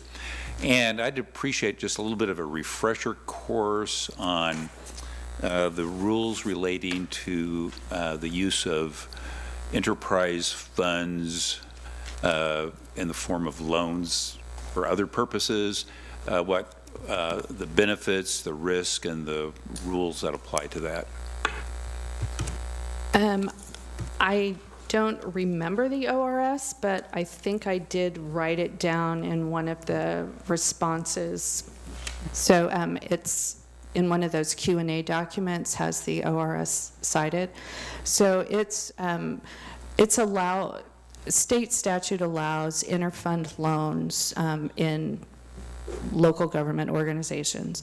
And so the main rules are around the purpose of the loan. If the loan is for operating activities, it either has to be paid back the year it was loaned, which is what we did in the case of the fire district transition, or in the following budget year. So that's the operating loans. Capital loans have a maximum 10-year life for loans, but there aren't any. I think there was a question on if there was like a dollar limit, so I went back and looked at statute, and there's nothing. I didn't see anything in there about limits of amounts, but the statutes more talk about process, so it has to be a resolution or an ordinance by the governing body that explains the purpose and the terms of the loan are all spelled out. So that's what's in statute around that. So what would be the risk involved in doing that? Well, for me, the primary risk is if the fund that is being loaned the money didn't have the resources to be able to pay it back. I think that's the primary risk, but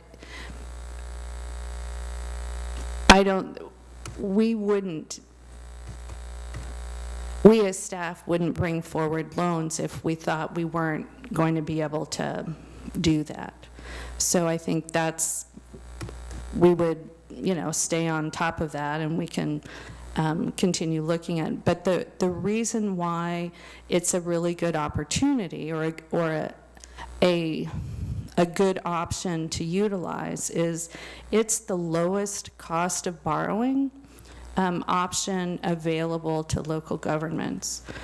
Because if you need to purchase something on time through a lease or go to a bank for a bank loan, it's going to cost more in interest and also in terms of staff time, the compliance work associated, et cetera.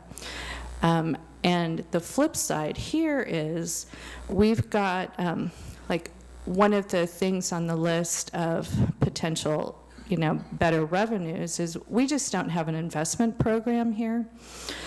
And right now it actually is meaningful if that we can be more deliberate about that.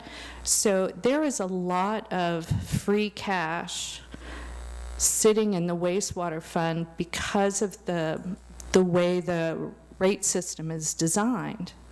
And so that fund is not, because I'm not able to offer the services to get that money invested in longer term, better return investments, this gives them a premium over the pool. So they are winning, and there's also in one of the Q&A documents, I looked at the wastewater fund balance and went back to see so there's a graph of what the proportion of the interfund loans are relative to the projected ending fund balances for wastewater. And inconsequential is probably too strong a word, but it's close to that in terms of putting it at risk of not being able to complete its projects should the lender fund default. So. Thank you.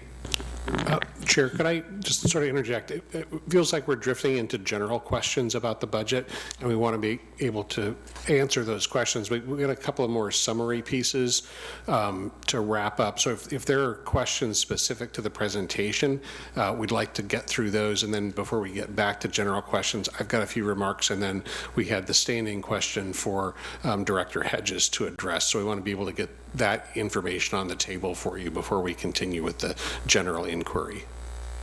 That sounds great. Let's continue with more specific questions for the panel, and then we'll maybe take a break at that point.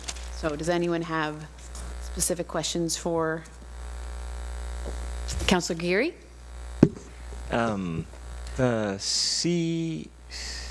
CPI, you got me all wound up about this PCI, CPI. CIP? Capital Improvement Plan, CIP. Whoo! Where are we at on that? Can you give me an update on our plans, or if you need we need to get one going? I guess right now I'm working with city engineer to come up with a plan and how we start bringing that to the council to talk through. We could put together a CIP just with what the plan documents are right now. But I think that prioritization process and working with the council to know that your priorities are getting considered when we're deciding which projects to do is important. And so there's a bit of work that I'll have to do with you all to make sure that where I'm doing it the right way, if that makes sense. I don't want to like jump ahead, because really the tool is to help you all make your decisions and help easily communicate with you and the local residents why we're choosing the projects that we're choosing. Okay, very good. Thank you. So it hasn't started, but it's a goal to start it next year. Understood. Thank you. Thank you. I just have a couple on similar, the 15,000 on the opioid dollars, that's the money that we gave to the county to increase behavioral health responses in the downtown core? Or Not, primarily in the downtown core, but other outreach and engagement, training, that sort of thing, yes. Okay. I just wanted to note that that's where the first 15,000 has gone. And then your description of the capital improvement project, and this is a little bit, I'm sorry, I apologize, I'll be a little off topic, but it reminded me of this other methodology that I've been trying to think about, how we, I was exposed to in Geneva, they information services was that every department talked about what their needs were. They didn't talk about specific programs that they wanted or specific softwares. They talked about what their aging facilities were or what they weren't able to deliver, if it was a customer service or something like that.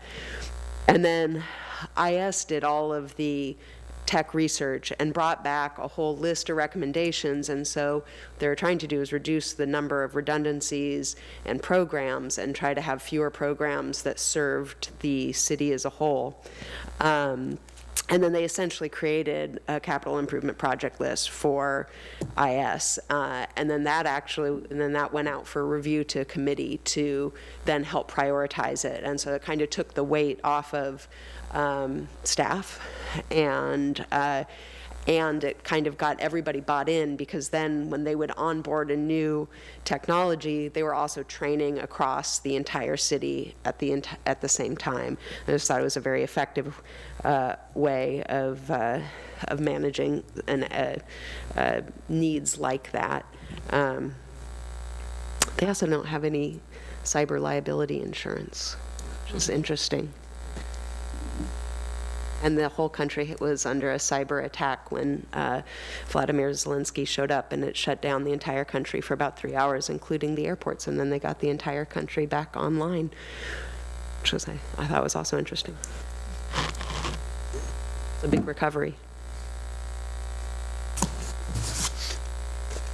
Do I see? Okay, I think we are going to take a 5-minute break. I'll set my timer this time, but that is 7:43. Recording stopped.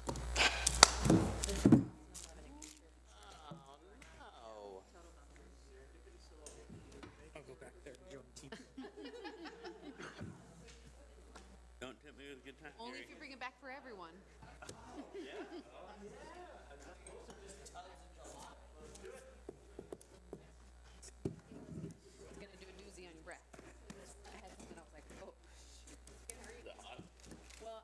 Exactly if I had the same thing as you.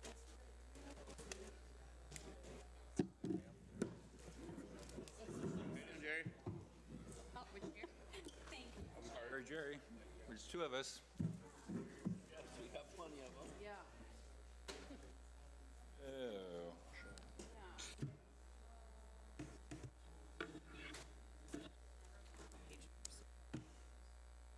Well.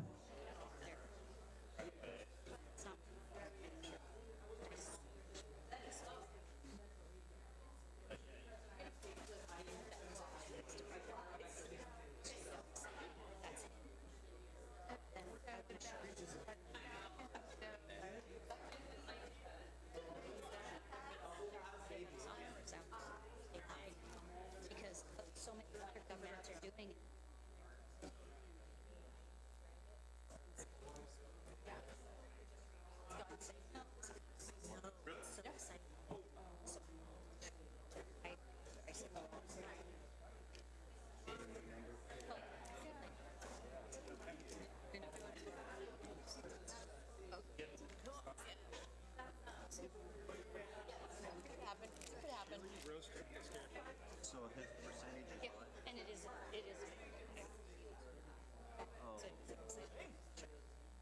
Love it. Stays that way, and it's certainly. Yeah.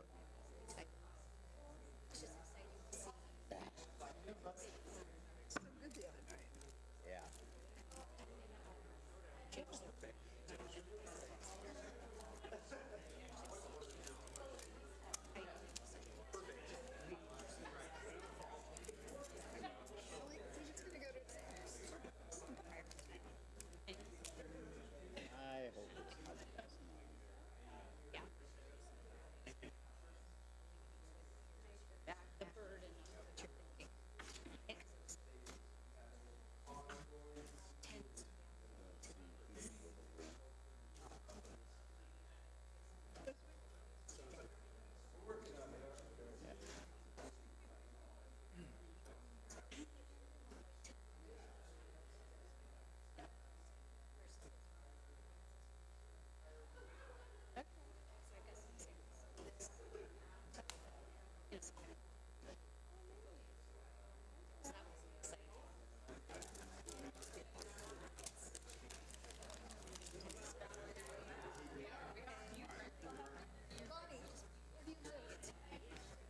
Valley's Edge.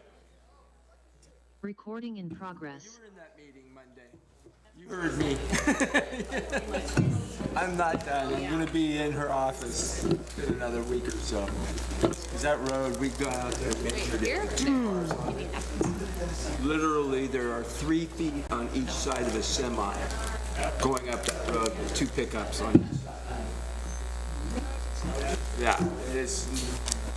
And for 7 years, a truck's going up and down that road. It's only gonna be 5, because the first. Yeah, one. Yeah, it's over there, but. So you guys definitely want to negotiate.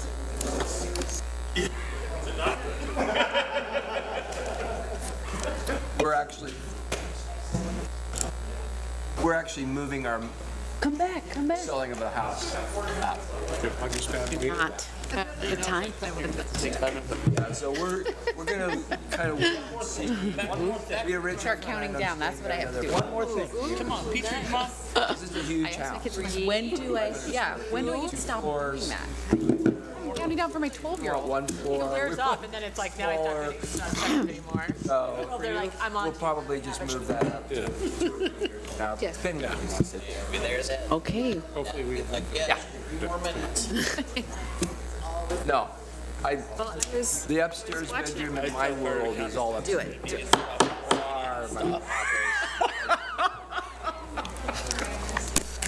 Welcome back. I am going to turn it over to City Manager Towery for a brief presentation. Thank you, Madam Chair, members of the committee. You heard Jennifer make reference to the recently released 2024 State of the Cities report from the League of Oregon Cities. And I just wanted to share with you a couple of the high-level key findings. I'm going to ask Claudia to send the link to the full report out to the Budget Committee so that you can read it as you choose to. So one of the key findings was that 68% of respondents have seen an increase in service demand, which is up from 56% in 2021, and that there's been a decrease in the city's reporting improved financial capability compared to previous years, which sort of mirrors what one of the items that Jennifer reported. The quote about the biggest challenge being for recruiting talented workforce, that wasn't from Vicki Hedges, that was from the city of Lake Oswego. Next slide, another key finding was related to traditional revenue sources for cities like property taxes and utility franchise fees not keeping pace with inflation. You saw a few slides about that today. And then there's a quote about ARPA dollars helping keep the city afloat, but that once those funds are done, the community is going to be back to looking for other resources to support the general fund. That wasn't me, that was from the city of Canby. Next key finding was related to the number of cities that have raised fees, charges and license to cope with fiscal pressures, and while maintaining or increasing service levels, and trying to maintain employee numbers amidst rising operating costs. You heard about all that today, and the quote about the challenge of aging facilities and the financial capacity to address facilities issues, not from Jeff Hunsaker, but from the city of Coos Bay. So sort of emphasizes that the kinds of issues that we're dealing with here are endemic to the work that we are all doing. It's called comfort. I mean, that doesn't make it less poignant for us. It doesn't make it less challenging for us. It does indicate that there are other resources out there, and one of the benefits of engaging with our colleagues is that we know about some of the work that other folks are doing. We actually relied on some of that work 3 years ago when we worked with the predecessor budget committee. Some of you were here for that work, some of you were not, and we relied on a lot of the work that other cities had already done in terms of pursuing alternative revenue sources. And just today I got an email from a colleague in one of the quoted cities here asking for information about a surcharge on utilities, and 15 cities responded within an hour of the inquiry. Here's what we've done, and here's how we use our funds. So there's a lot of information sharing, a lot of opportunities to engage with our colleagues, and we just want you to know that not only do we work closely with you and the whole team here in McMinnville, but we're also working with our peers around the state and trying to give you the latest thinking about how communities can address these challenging issues and really personalize them to the needs of the specific community. So what's working in Medford may not work for us, but we may still be able to learn about some of the things that Medford does. The last thing I'd like to do is to introduce Vicki Hedges, our Human Resources Director. There were a couple of specific inquiries that came out of yesterday's meeting, and I'd like Vicki to talk to you a little bit about some of the issues that were raised yesterday and her observations of the process so far. And then once we do that, I'm happy to dive right back into general questions and deliberations, and just let us know what information you need and how we can help you move the process forward tonight. Thank you very much, and I'll ask Vicki to address the committee now. Thanks, Jeff. So yesterday I was asked to provide some information just on burnout and benefits that the city provides. So I've put together just a little bit of information about those topics. I'll start with burnout. I think as a generalization, burnout has probably affected all departments at the city to some level. Things like houselessness, building disrepair, and the inability to move projects forward weigh heavily on city employees and can lead to feelings of burnout at all levels of the organization. A very tangible example of burnout at the city is in the police department. With staffing levels where they are, and with employees utilizing protected leave, there are many overtime shifts offered on a regular basis. If employees do not volunteer for these shifts, the department must force overtime. Over the last 2 to 3 months, there's been a significant increase in the number of times the department has had to force overtime. This is not because officers aren't invested in the department or the city. In fact, given that staffing has been an issue for several years now, and the fact that we are just now having to force overtime to this level tells us that our officers do care, they're just burnt out. Regarding benefits, I'll start with insurance. I would first start by saying that the city believes providing a full compensation package to our employees, whether they are in a union or not, is best for recruitment, retention, engagement, and the overall culture at the city. This does not mean that we are offering more than other cities. In fact, the package that McMinnville offers is very similar to what other cities in the area and around the state offer, with some cities picking up the full cost of insurance. To note, we provide benefits through CIS, who provide benefits for many Oregon cities. For a quick comparison, another common carrier for public employees in the state is the Public Employees Benefit Board, which is better known as PEB. PEB does not offer a plan with a deductible as high as ours. However, if we compare their closest plan, the premium cost is approximately $500 more per month per employee with PEB. The city makes up for this slightly with a VEBA contribution, but the cost with PEB is still approximately $3,000 more per employee. Regarding PERS, the PERS rates include an employer-paid portion and an employee portion. The city of McMinnville currently pays both the employer and employee portion. This is true for most cities in the state. I would also note that transitioning to an employee-paid model would not result in a 6% savings to the budget, because if we did that, we would likely we would be required to negotiate with our police union, and they would probably ask for a 6% increase to their wages. Even further, transitioning to an employee-paid model would result in ongoing administrative support costs to administer an employee-paid program. Regarding COLA, historically, the city has provided both unionized and non-unionized employees with the same cost of living adjustment. This year, as Jennifer discussed earlier, our rate is at 3.17. Recently, I was on an email communication to the HR directors of cities in the state. Somebody had requested information about what cost of living would be at their cities. Almost every single response came back between 3.3 and 4%. So we are slightly below that compared to other cities. Overall, I think it's important to review impacts on employees from a holistic view. Sometimes it feels like we could save a few dollars by offering less insurance or less retirement, but these changes have a direct impact on employees' personal finances, employee morale, and overall engagement and productivity within the city. There are many studies that show the impacts on these things and what the results are of those decisions. I speak from my own direct experiences, including conversations, employee interactions, job negotiations, interviews, and employee surveys, when I say that even the mention of such things will result in employees looking for new jobs. When employees leave, that means we have vacancies that will in turn be hard to fill because our benefits aren't as good as the other neighboring cities. Thank you. All right, we will open it up to general questions and comments, and we're going to start with Mayor Drapkin. Thank you so much. Well, I think this is a great launching place. I just want to say, for me personally, asking our employees to make up city budget shortfalls isn't on the table. Moving on from that, I'd like to kind of continue some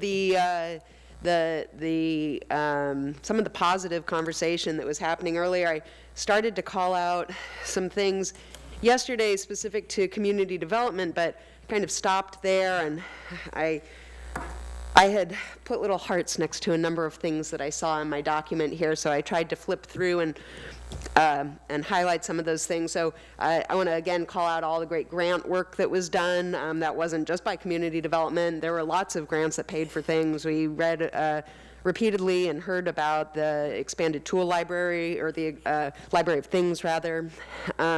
That's all grant funded. So that really creative, finding lots of resources. I want to commend our staff for working hard to bring in lots of different resources, and doing that to not just support existing programming, but to expand programming as well. And so some of that expanded programming is that Library of Things. It is that Splash and Scrub program. And I believe, I couldn't find this in here, but I believe library usership was up 10%. Is that correct? If I remember, was library usership up about 10%? My apologies, I do not have that statistic right. That's okay. It was about that. So I thought that was really great. We also supported the work of over nearly 1,000 volunteers. We have a new bilingual pay incentive. There's a great infographic on page 442, and I just like that we're using creative infographics. So thank you to Parks and Rec for easily explaining to us how many parks we have, and it just was very easily digestible information without reading through 2 paragraphs. And our police department has been prioritizing emotional wellness and launched a peer-to-peer support program, and I think that's fantastic. And of course, when I started talking about the good things yesterday, started talking about that affordable housing fund. I'm still very happy that we have that. And then we kind of skimmed over it, but the Navigation Center is also, we're getting ready to hand that back over, and that's the culmination of a tremendous amount of grant work and city effort and city resource. So with that, I think that one of the frustrations that I have right now is that we spent 5 years working on setting up the fire district, and we did that with 2 objectives: to work on this financial resiliency and set the city up, and to do that while prioritizing safety. back on that safety issue, on the personnel costs, 49% of our personnel costs are going to public safety. So just to reiterate, I'm not prepared to tell our public safety officers that we're wanting to take anything out of your pocket. I certainly don't. So we spent 5 years doing that, and then we agreed to skip year 1 of bringing any of that money back on. And then we brought 50 cents back on, and it turns out we're pretty much revenue neutral here, and we're 7 years in, and we have this unanticipated $1.3 million that was really the final push in pushing the fire district over, but really the city's invested so much more than that over these 7 years. Tons of staff time, tons of work, tons of surveys, redirection from other departments. So was it last year that we redirected $90,000 out of Parks and Rec to help support the launch of the fire district? So I went with that 50 cents. Also, it seemed like the consensus, and I'm always happy to have consensus. I much prefer everybody gets a little bit of something they want than, not everybody can get everything they want. But I think that we've really shot ourselves in the foot, to be honest. And I think that not adding into our reserve, not upholding that policy that we said, I think that's a mistake. I think even the questioning that I brought up yesterday is kind of reflective of that foot shooting, because it's the overall financial picture that's giving me some reserve, and I don't want to keep shooting ourselves in the foot. So I just kind of wanted to get those thoughts out, and I especially wanted to just comment on the benefits and where that came up. Council President, I am very much in favor of finding revenue sources that do not only tax our citizens. I think that's fantastic. I'm open to all sorts of ideas. I also, am curious when and how and if this is the time right now that we go heavy hitting at Orla and say, we have to have more of those TLT dollars in our general fund. We just have to. We just don't need to be spending 70% of that money on advertising currently. And then I'll end with a question. Mr. Carvajal, I understand that you are working on a new grant. I believe you're working on a new grant anyways. I guess would be better than to say I understand, and I'm sorry I didn't prep my screen here with my full question. But I understand you're working on a new grant that could fund the software that's been discussed over and over here in the last 2 nights. So I'm wondering if you can speak to that a little bit and your partnerships in doing that. And then also, based on some of the community court conversation that came up last night, I also believe I understand that currently Encompass Yamhill Valley and Provoking Hope and the county are trying to be present during Muni Court. So I'm wondering if you can answer those 2 questions for me. Thank you. Sure thing. I have very limited information on the grant only because it came across our desk 2 weeks ago. And so we're late to the party in this regard because the deadline is coming up soon. So we are going to rush to make our best effort on that grant proposal. But it really has opened our eyes to the fact that there is some opportunity out there. We're just going to have to dig in a little bit on some of these resources and try to get into the grant funding world with very little experience in grant writing. So we're going to, like we do with everything with the court, we're going to throw our best at it and we're going to attempt. But to say that we have something in the works and we're having something promising, I can't give you that assurance either. Secondly, the partners in Yamhill County that we partner with, we had a meeting on Wednesday with Judge Easterday from the Circuit Court, Encompass, Provoking Hope, Yamhill County Behavioral Health, with assurances and commitment to being in court sessions. Because as it stands now, when we see a defendant who looks like could use some services and some social work, we hand them a card or we hand them a pamphlet or a brochure and ask that person who has a lot bigger problems and worries about where they're sleeping tonight versus whether they're going to go check in with a social worker. So the workaround to that is to have those folks in the building, to be able to meet them at the point of contact, for Judge Poole to be able to say, Donna from Provoking Hope, raise your hand. I think this is somebody that you're going to want to speak with, or whomever, and get those people to commit to a meeting then, or commit to going right down there now. As far as I know, their schedule's pretty open, so they can go down anytime that we're in court session. They can go to those facilities and be able to get at least an intake and an evaluation done to see if they qualify, to see if it's something that, you know, it's a voluntary system. The court's not ordering them to go. In some cases, we do have some cases where it's an incentive for them to go. Once they do an intake, their case may be dismissed or changed from a criminal case to a violation and charged as such. So we're really excited about the things that we're looking to do in the future with these things, and the treatment court, well, it's not a treatment court, but that's what the circuit court calls it, and we're kind of modeling some of our stuff after state court. I have about 10 years of state court experience before I came to McMinnville, and that's out of Marion County. So I was able to garner some of that experience there, and just out of kind of sheer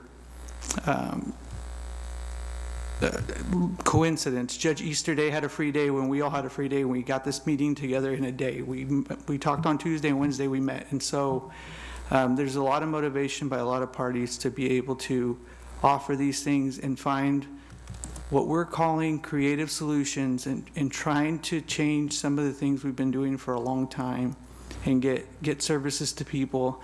And I keep talking about that revolving door. Stop that revolving door of offenses coming back to us in a what seemed, I was just talking to Captain Fessler. He said if you don't do these things, your only next option is to throw your hands in the air and have dismiss some of the things that you might do otherwise. So we're really trying, and we're really giving it the effort. So I'm sorry I don't have more about the grant process, but No, that's okay. And I appreciate everything you're doing. I'm kind of asking for a status update. Are we talking about having Encompass Yamhill Valley in the courtroom, or is Encompass Yamhill Valley in the courtroom? I know Provoking Hope is there. Are we talking about having the county in the courtroom, or is the county there? yeah, I have a, let's see here. I have a contact with Carrie Martin, who's the executive director, who pledged to have somebody in the building on our criminal court days. So yes, there's buy-in, and there's commitment, and there's actually a plan to make these things happen. This isn't a proposal anymore. This is something that will be in our building on Wednesdays. Thank you. I have a follow-up to the TLT, and it's a specific question of this year, as opposed to the amended budget of the 2023, we do see a reduction of $53,597.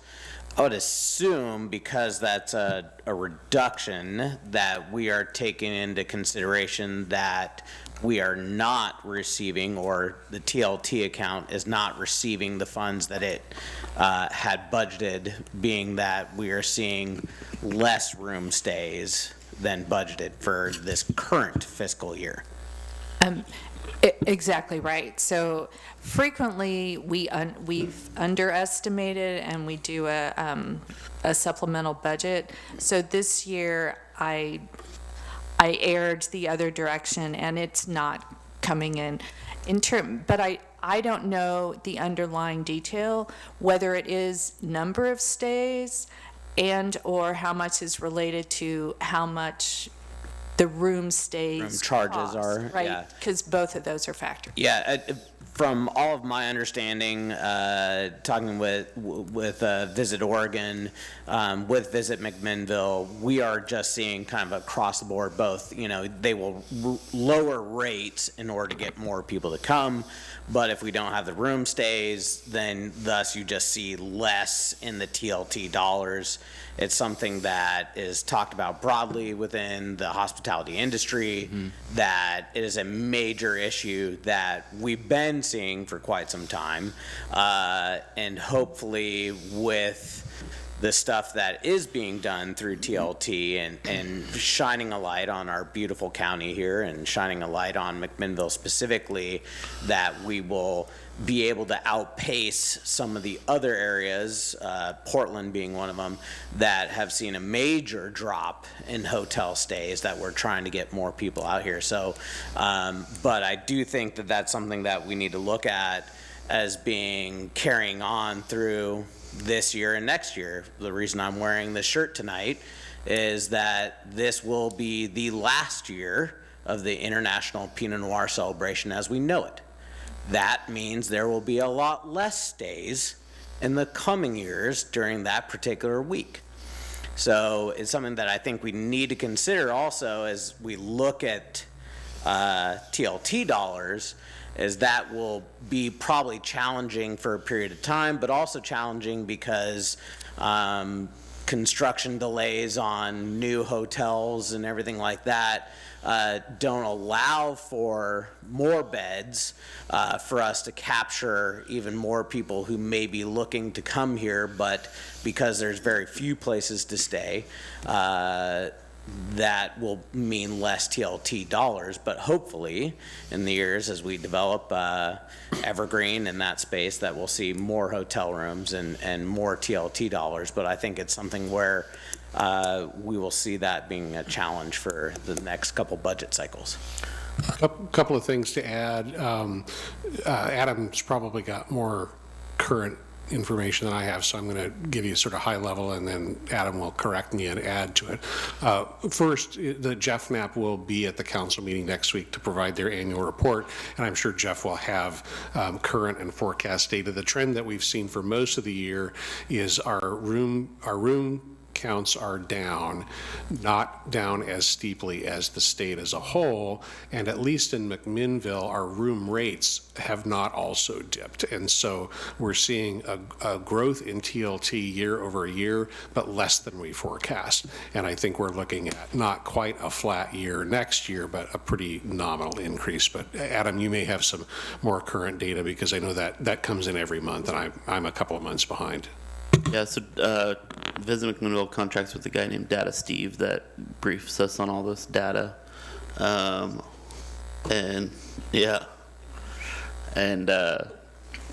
so he brings us Airbnb reports and room data reports and things like that. And so that is correct, that the room stays are down, and the actual room rates, the nightly rate, it's the daily average rate, has grown some.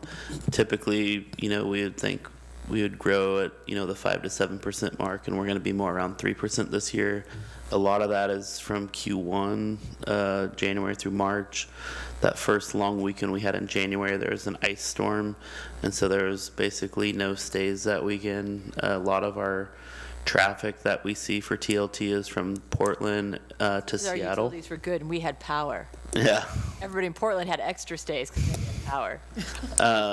So people, when there's ice, they don't want to drive more than, down from Seattle to stay here. So our January numbers were substantially lower than we projected, and we've seen that kind of stabilize here over the last few months. And I did see the news about IPNC, so they didn't say nothing was going to happen. They just said it's not going to happen in its current form. So tickets are available, though, if you want to catch last year. I will be manning the Salmon Big Fire, so please come on down. I'll be there. I just had a little bit of input, inside information, a little bit on the hospitality industry overall, as in kind of knee deep into it from the Allison. But What we had last year in the 2023 was an anomaly. The whole industry has re-evaluated what happened in 2021, 2022, 2023, and reforecasted 2024 and 2025. Most of which in 2023 was, I've been stuck in this house for 3 years, I gotta go. So everybody traveled, and everybody in the hotel industry loved it. Where we made that mistake was, oh, we're back to 2019 levels. It crashed this year, absolutely crashed. McMinnville's been very lucky that it hasn't dropped off as much as it has, but we have seen in the bigger picture, and this is supported by STAR reports, which is internal to the hospitality industry. Hotels report ADRs, occupancy levels, RevPARs, the whole bit. And they're looking at 2024 as flat, if lucky. Most places are looking at 10 to 15% reductions for 2024 over 2023, and then maybe 3 to 5% next year in 2025. So the hospitality industry has just really taken a huge wave and has resulted in a lot of angst, shall I say, in the industry. To the point where I retired from the Allison because they needed room in their budget. And so that's why I'm able to spend more time here. Oh, we're going to go with committee member Harmon Ferry, and then Councilor Peralta, and then Councilor Menke. It's not related to the travel industry. Is that okay? Okay. One, I suppose, is a question, and the other is a comment. I have two things. First, since so many cities are feeling the same exact pressures that we are, is there any chance that we can lobby together at the state level and make an impact, maybe in, measures, the two measures we mentioned earlier, 50 and, was it 5? Like 5, is there any way we could have that repealed or work on some pressures at a state level if we work together? There has been conversation at the League of Oregon Cities, and I might press Councilor Peralta to talk about that because he's on the legislative committee for our Council of Governments as well. I know that's been a topic of conversation. The focus on the short session was really about infrastructure and housing, and there's going to be a big push in the next session on transportation, water, other infrastructure. I'm not sure where tax reform is right now, quite frankly, on that list, but it's sort of near the top, and typically the league ends up playing defense and not really in a strong advocacy role on that topic. But Councilor Peralta might have some at least some COG perspective on that to share. After they finish with Debbie's question, I'll be glad to. Okay, and the only other thing, it's not a question, it's just a comment. I'm just, after last night I went home, I'm still feeling really passionate about the fact that I think we need more support in the planning department. And I think that force multipliers, that what we were using last night, I really believe that could be the case, especially if some of these, where we're behind on some of the things we're filing, some of the mandates, could eventually lead to fees. We don't want to be in a position where we're losing more money, so I really think that it's important to try and get more staff in that department. Not that Heather's she's amazing, but I would like her not to be burnt out. Councilor Peralta. Thank you. Okay. So I wanted to begin my comments tonight by again expressing my gratitude to the staff for their work. Every member of the executive team I think we've seen is an excellent advocate both for their department and for the working conditions and professional lives of their staff. I'm deeply grateful for the work that all of you have done in preparing the budget. I also wanted to call out Councilor Payne. I thought that some of the line items that you pulled out were really interesting tonight, so thank you for that. So I think our role on the Budget Committee and on Council is to support the efforts of our staff, but also to protect cost increases and I feel somewhat obligated to speak up for entities that rely on our budget that haven't really had an opportunity to provide justifications for their claims.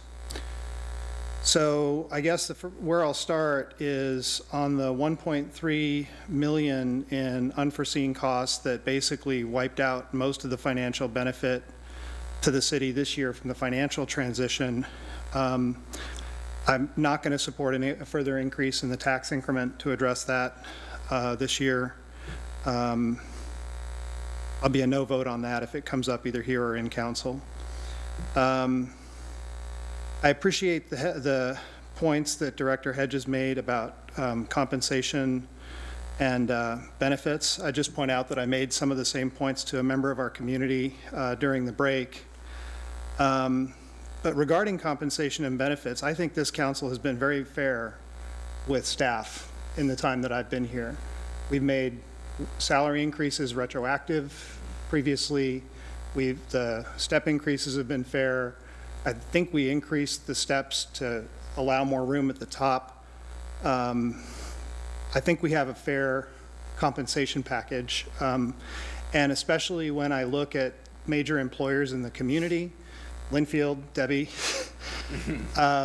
you know, they're facing significant constraints. And when they face significant constraints, they might be able to go get more revenue by raising tuition or raising fees. But mostly where they have to go is in terms of reducing service levels. And it's always hard to reduce service levels when you have such wonderful advocates who are pointing out all of the holes and all of the flaws that we have in our budget. So after that bit of cold water, like I did last night, I'll just share my basic thoughts. On the opioid settlement, I agree with the approach that's been taken by the staff to delay pushing money out from those restricted funds. I hadn't seen the John Oliver segment, but I do know that some jurisdictions are getting sued for absorbing those funds into their general funds. On the reallocation of the transient lodging tax that the mayor suggested, in general, I'm in favor of that idea. In 2019, I was one of the main proponents on the state level for reallocating that tax, and we got beaten down hard by Orla. I mean, literally our legislative champion fled the room. True story. So I don't think that we should go forward with that without the support of League of Oregon Cities and a lot of folks behind us. I do think it's probably a good idea. I'm not sure that right now is the time for it, given the challenges that restaurateurs and hotels are having. But I do agree that it is a tough pill to swallow to spend, you know, millions of dollars on marketing when we have such other significant needs.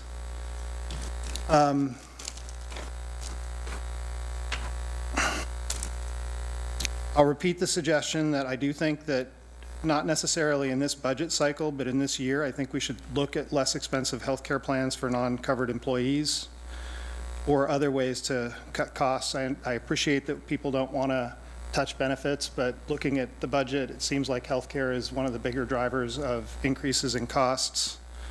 On street maintenance, generally I'm likely to follow Councilor Garvin's direction on that. I trust your judgment, Adam, on a lot of those things, but my position is that I don't think we should be going for an increase in funding for street maintenance at this time, mostly just because the state's considering changes to the revenue model for roads and infrastructure funding. I don't anticipate that happening in 2 years or 3 years, but I do think that fitting ourselves into that broader conversation makes a little more sense than striking out on our own. I favor doing the capital improvement plan. I favor the SDC increase for full cost recovery or near full cost recovery along the lines recommended by the consultant. That's the main area where I have appetite for new revenue in the current budget cycle. Instead, I think our focus for new revenue should be focused on the bond investment for parks and open space and putting that measure in front of voters. I think that should be the priority. Given the these claims, again, on the stormwater facility, I really think that we need to hold off on doing that until the federal government pushes us to do it. And then in terms of ad packages, I favor the software improvements needed to expand the court service level to add another day. On the communications franchise fee, I think especially given the consistent reduction in cable franchise, I'm sorry, I said communications. Is that the same thing as the cable franchise? Communications also includes the telephone, so yeah. Okay, but on the cable franchise portion, I just don't think that the city should be absorbing the majority of the franchise split with MCM 11. I think that it should be at least 55-45 in the other direction, and I'd like to make a motion, not necessarily at this time, but this evening, to encourage that reallocation, or I'd like to at least start the discussion and would encourage a straw poll by the committee, if that's preferable. They haven't had an opportunity to come in here and advocate for their budget like the rest of our staff has. But while the city revenues overall have been increasing and maybe not increasing quickly enough to meet the need, the MCM 11 revenues have consistently gone down, while at the same time the service level that they're providing to the city has gone up, and the importance of the services that they're providing to our city has gone up. They televise all of these meetings, stream them on the web. Without that cable franchise, the public would have a lot less information about what we do in these meetings and what happens in county government, and I just think it's a small investment for an absolutely vital piece of community infrastructure.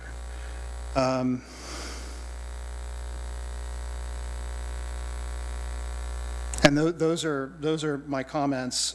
Speaking generally, I support the budget. I am, as I said, very grateful for the work that staff has put in, and so thank you for taking a few minutes to hear my thoughts. Councilor Mackey. I just want to comment that I wrote this earlier today. I'm going to go ahead and read it, but I am going to have a suggestion at the end that's somewhat different. Budgeting isn't easy, especially if you don't have enough money. Can you move your mic? Move your mic forward. Oh, it's not on? Oh, it's on, just a little closer. Okay. Now am I close enough? Ooh, okay. Gotcha. Zach? Budgeting isn't easy, especially if you don't have enough money. Despite the city's best efforts over the last 5 years, we are looking at a reduction in our general fund reserve and are unable to fund programs that might add efficiencies and meet important requirements handed down from the state. This is not for just one department, but for most of the departments. Since there's been a discussion about the municipal court software package, I want to discuss that first. Although the package is meant to add efficiencies in the court, the finance department is also a large part of this. And the finance department is at capacity. So in order to really capitalize on this particular ad package, we would need to add a person, at least part-time in finance, to make it work.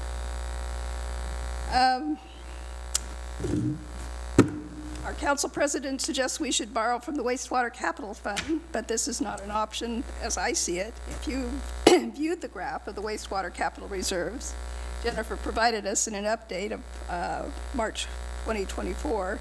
The ending fund balance through fiscal year 2028 to 29, the fund has a low water mark of $13.25 million in fiscal year 2025-26. The graph shows the net impact of internal borrowing through the proposed 2024-2025 budget. Sorry about all the numbers.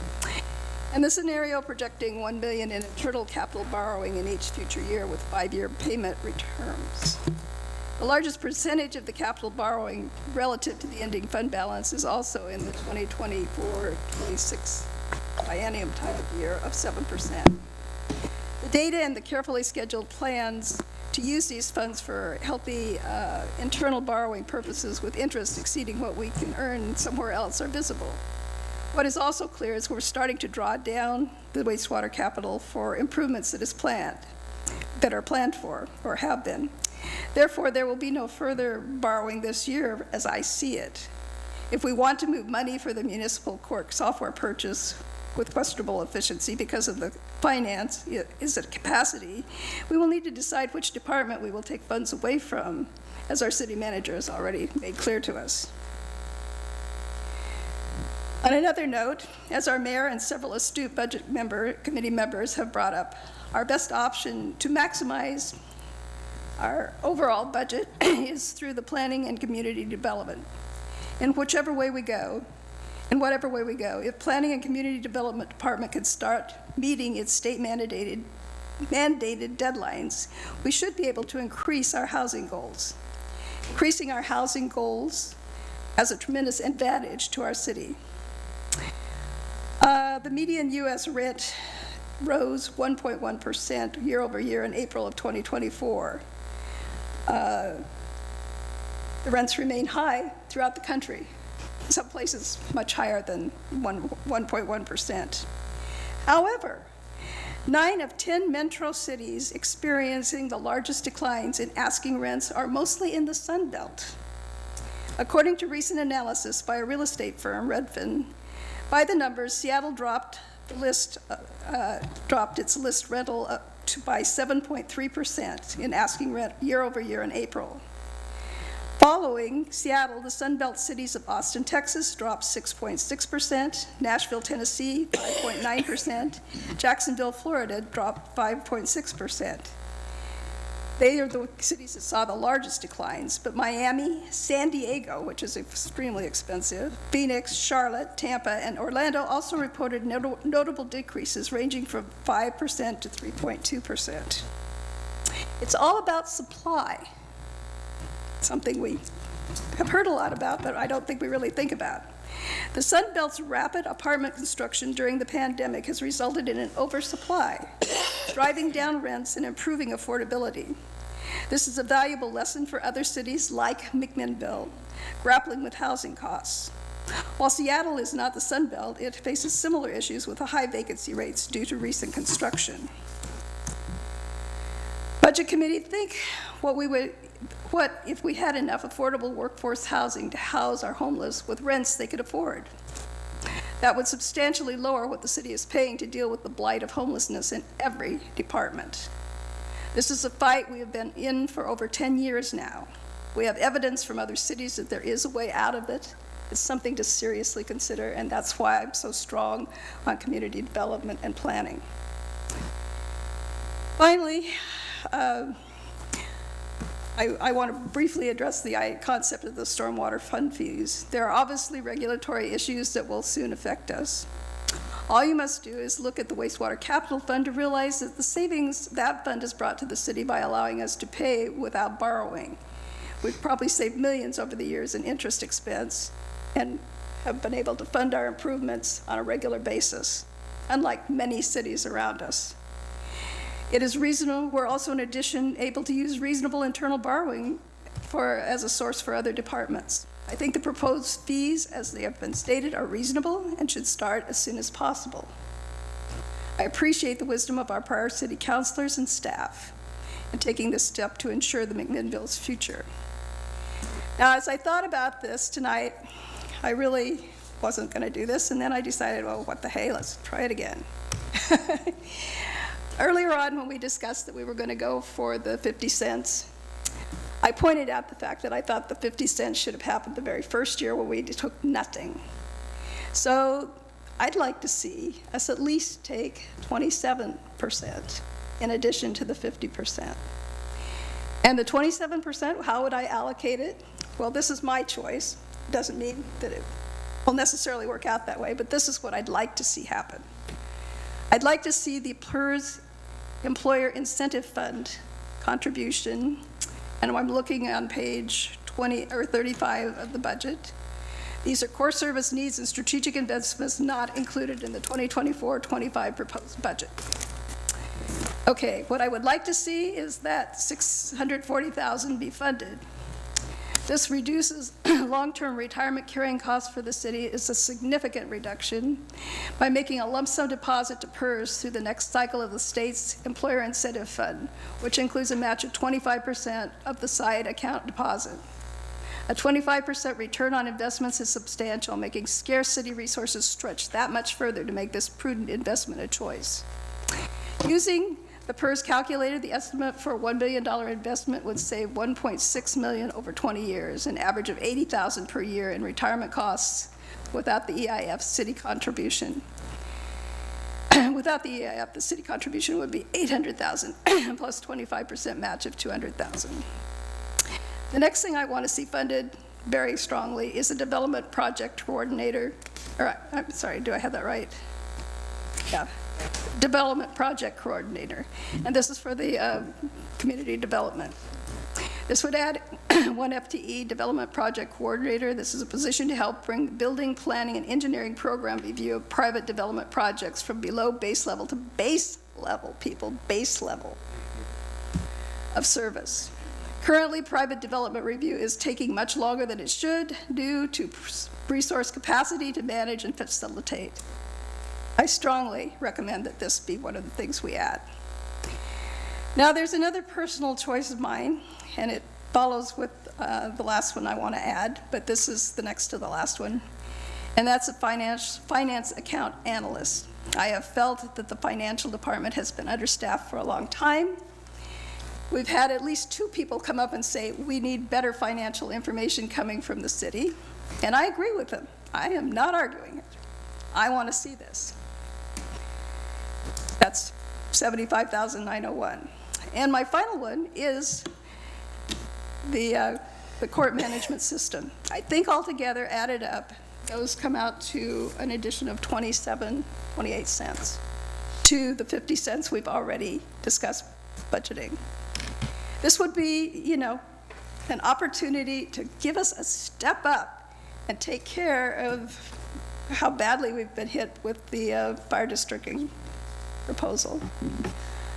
I realize this takes a lot of courage to even consider something like this. I know most of us don't feel like doing that.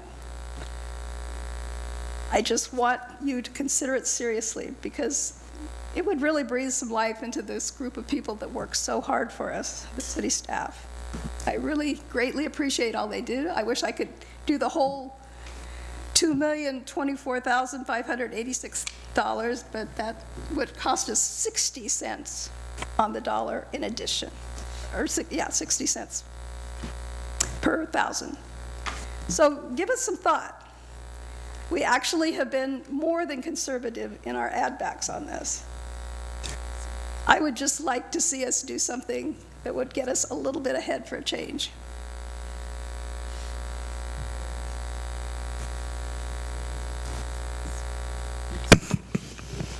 Budget Committee Member Watney. Thank you. Commissioner Menke, I want to say thank you. But you took the wind out of my sails. I don't have a whole lot more to add to what you've already done, but a couple of statements generally, because circled on my piece of paper as pages 35 to 46 is what we should have been focused on for the last 6 hours.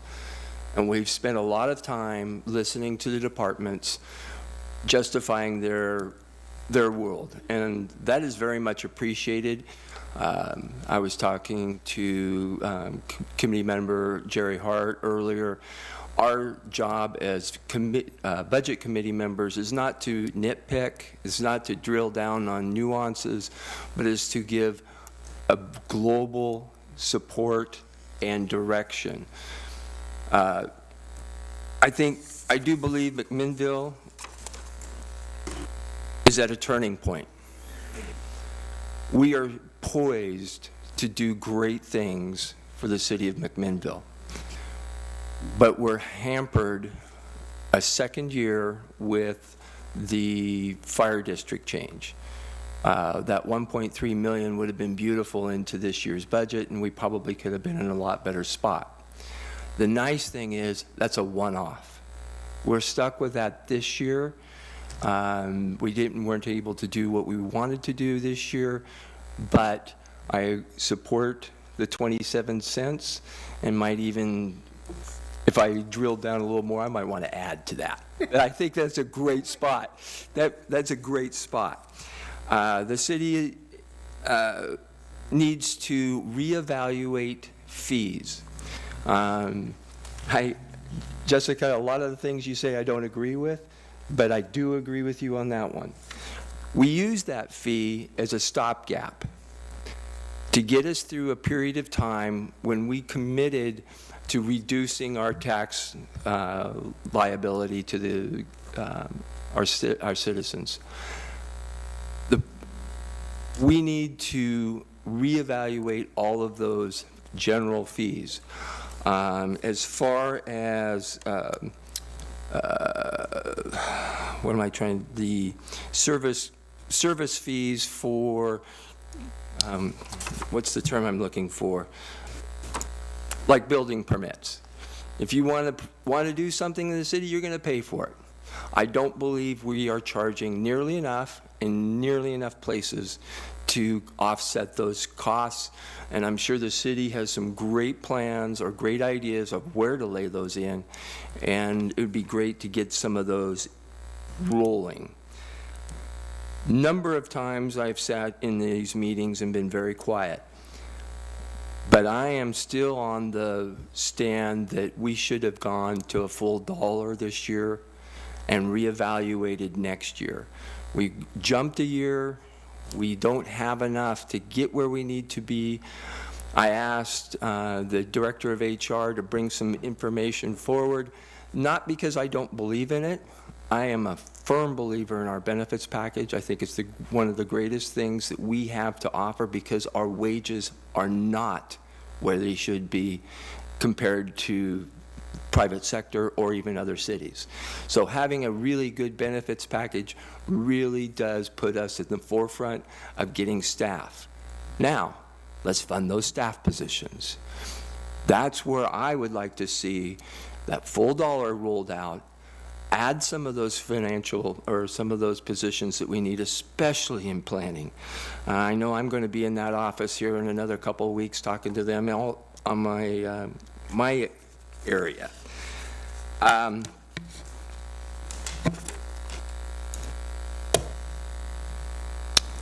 Some of my concerns have been based on whether the commentary that I've been reading, positive, negative, non-supportive, doesn't really matter, but my concerns are based in facts. When critical statements include the term "I think," then I don't even read it. I don't believe that, now this is a personal thing, if somebody thinks something's going to happen or could happen, then give me the specifics. Well, I think if we take this from here and we allocate it there, the net benefit's going to be here. That's how I operate. So general statements of "I think something's going to work" has no merit. I'm fully supportive of this budget. We didn't give the city enough this time around, and then we got hit alongside this head with a $1.3 million tab. We have two choices. We increase the revenue, or we start cutting services. There is no in-between. We work very hard. Force multipliers, I think that's the greatest thing in the world. I've never heard that term, but I'm going to start using it a lot. Taking advantage of every one of those we possibly can is great, but that is not putting out the fire that is lapping at our backsides right now. So I am in favor of going to a full dollar this year to offset the 1.3 million. And then I would also back off on my request that we jump to 1.5 next year.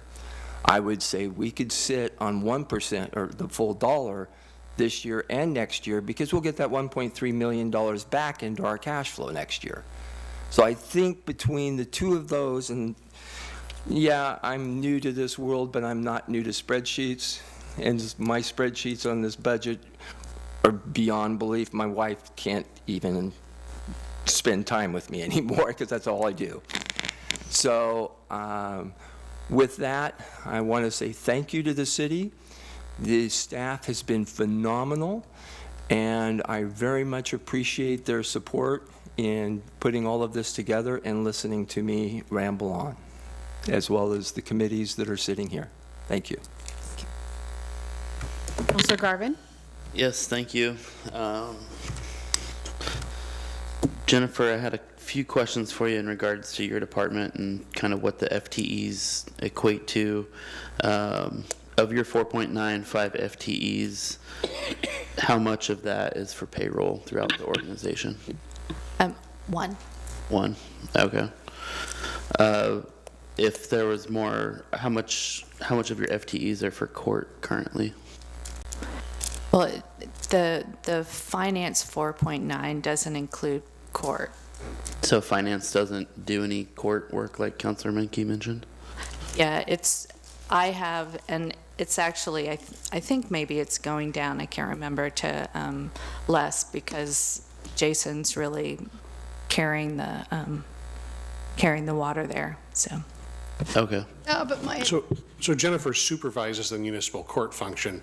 She has two work groups, finance and muni court. What I'm getting at is if you have one FTE for payroll and we reduce the amount of FTEs by 20% by shedding the fire department, that means you've freed up at least 20% of an FTE. So Councilor Menke's point of needing to add FTEs to that department to increase court throughput doesn't calculate when you're looking at the numbers. Is that correct? I don't completely understand the link that Kelly is I saying. am reiterating what I understood you to say. Okay, so. That if we bought this court package, there would be additional requirements from finance to carry this court package to full efficiency. Am I correct?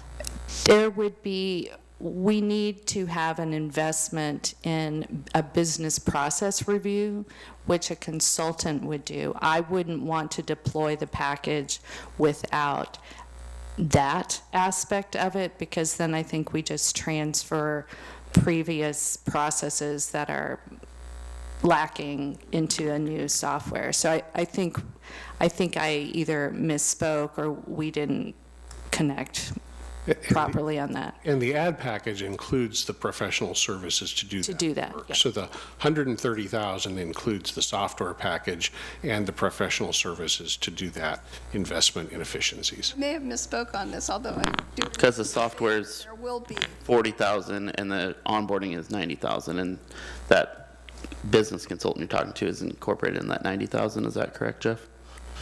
Yeah, yes, correct. The incremental additional cost is about $40,000 more than our current system. So it is, you know, what we would most likely turn to, because we also have to go through a proper procurement process, right, for this. So, yeah.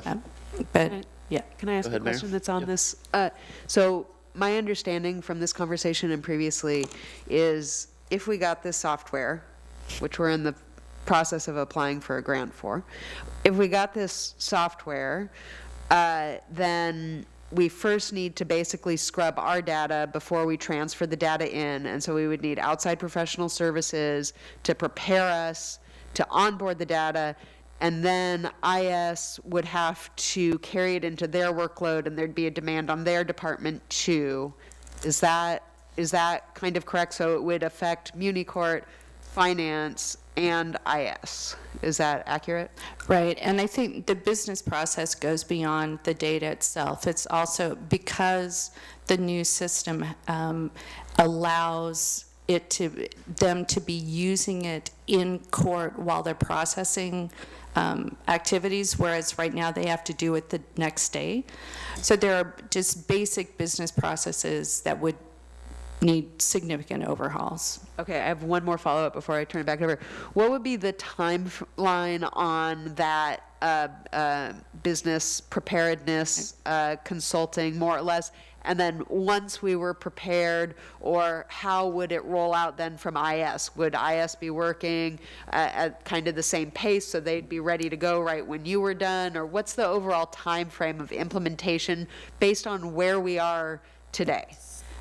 The timeline actually nests nicely, given what IS's plans already are, that they couldn't get to it until late in the spring of next year. So that allows us to invest the time in the procurement. Then we have a 6-month runway to be able to figure out all of the business process adjustments, get the data kind of together. So it actually kind of flows well by happenstance, the timing. So would we have to buy the software this year, or would we just need to start the business process? Sorry. I think you would be paying the first bill. The implementation would happen in the spring, late in the year, yeah. Yeah, I asked last night, said they could onboard in March. March, yeah. I'm not stuck on getting money from wastewater for that fund. I could look through these pages and find that 90,000 somewhere else. If the budget committee wanted to hang out for a little bit tonight, I could figure something out. But my main point was that, we don't need additional finance department FTEs for that specific software package. I'm not saying Jennifer's department is not overworked and that they could use some additional capacity. Just that's not the driver for that specific need. The other thing I would like to remind budget committee members for is, of that 1.3 million of unforeseen fire district costs, 350,000 of that, roughly the vacation payout, that could have been paid on an as-drawn basis, but we as a city chose to pay that as a one-time cost so we don't have inflationary drivers. So we did do that to get a savings similar to what Councilor Minkey's asking for in PERS. Yes, it's a smaller number, and yes, it has a lower rate of return, I guess you could say, but it was an immediate impact, and so we don't have to wait 20 years to see that, and it's guaranteed. The roughly 950K, I think that's really where you could say that caught us off guard, and Jennifer spoke to that last night, and I appreciated your explanation on that. And it was unfortunate, and then the mapping error was a mapping error. So, of that $5 million that $1.50 basically brings in, if we were to levy the whole thing, we're bringing 1.66 in this year. Yes, they weren't realized in ad packages because we had some costs, but at the end of the day, putting 5 to 7 years into this project for a fire district's bringing in $5 million of sustainable general fund property tax revenue to the city. And that was multiple years of messaging and campaigning on bringing that back on at what the citizens asked, and they asked for it to be brought back on at 50 cents a year. And the fact that we're even considering changing anything for this year when we committed to that months ago is very disheartening, and I think it puts our MacPac plan next May in jeopardy if you guys want to make a pivot on it tonight. And that'll be my thoughts for now. Thank you.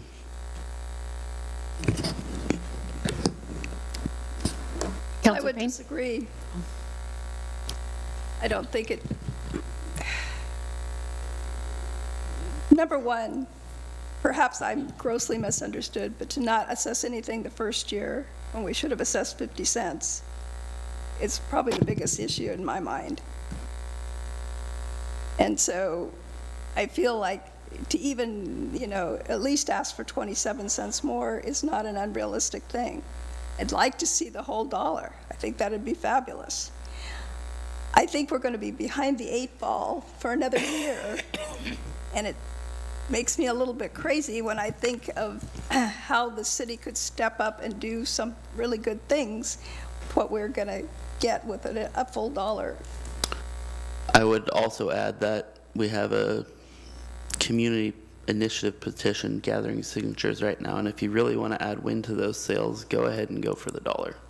And I'll make the point that if it does, I don't know how much wind is in the sails with that particular initiative, but if it does take hold, we won't see any of it. Point of clarification, Mayor, can we actually discourage the, I mean, I engage in a lot of back and forth dialogue, but I think it would be better to not have that. I simply put this out tonight, and I'm asking you to give it some thought. There are other members here who haven't weighed in. When you do this stuff, you have to have a certain level of courage. I am putting it out so you can at least think about it. Otherwise, what's the point? Thank you. We're going to go with Councilor Payne and then Councilor Peralta. You might want to go to a few people before you come to me, because that comment by Councilor Menke is frustrating to me. Okay.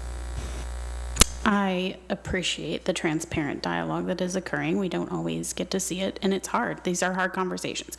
But my point is back to what Council President Garvin said, and sort of like digging through the budget and finding funds. Just quick researching. I'm just curious if any of the opioid settlement dollars could go toward the Muni Court package update, in consideration that they're hoping to go a community-based model and harm reduction. Just want to put that out there. Was that a question? We need to do a little research on that. There's some, you know, there's 13 different settlement cases, and each of them have different terms and conditions. So it's a pretty complex exercise. There is some guidance that we can rely on to assess that. We just need to do that work. I think we should go for a break. Councilor Peralta, would you like to speak before the break? I would. Okay.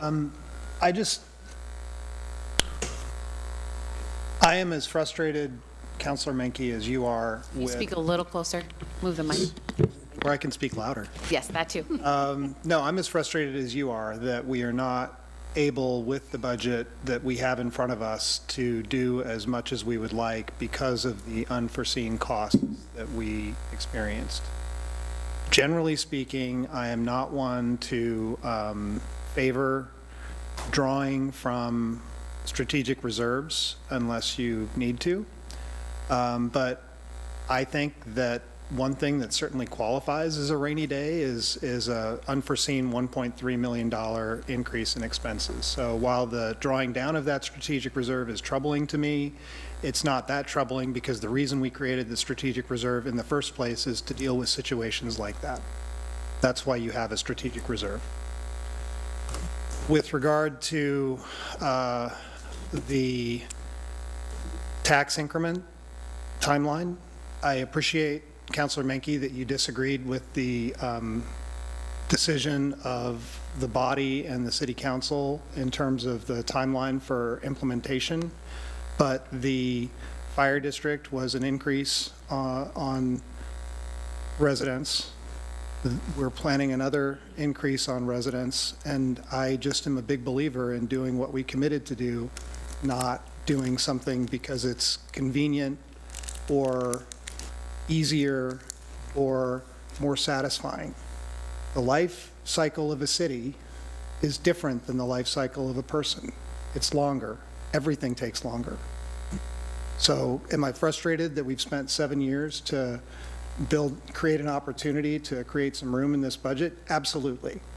When we don't have that room, absolutely that frustrates me. Putting things off another year frustrates me, but we're doing what we committed to do. We're not overly burdening the residents of the community. And I'm very mindful of the fact that I represent one of the poorest census blocks in the Willamette Valley. Average income in my ward is more than 20% below the average income of this city. It's the highest rental area. It's the most marginalized communities for the most part, most senior citizens. And I just think that there's a limit to what people in my ward can afford on a year-by-year basis in terms of these cost increases. Now, that doesn't mean that I'm against cost recovery efforts that offset current claims on the budget. I absolutely agree that planning needs support, but I think that we should be doing that through more fee for service rather than passing it on to the general fund obligation. And so thank you for taking a few minutes to hear my concerns. And then the other thing I would just like to say that every person on this budget committee has moral courage, and I really don't appreciate the implication that people don't because they disagree with raising taxes by more than we've agreed to. So thank you for hearing my concerns. We are going to take an 8-minute break. So that is coming back at, if I can do the quick math, 9:06. No, 10:06. 9:06? 9:06. 11:06? Recording stopped. Oh, sorry.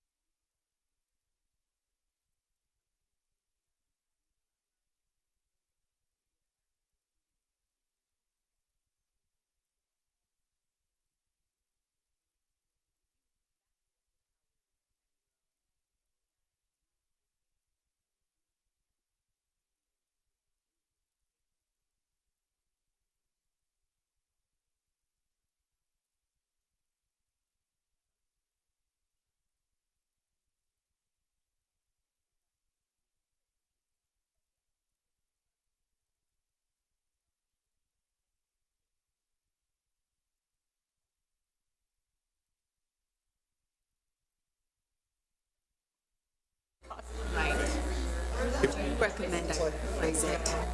Keep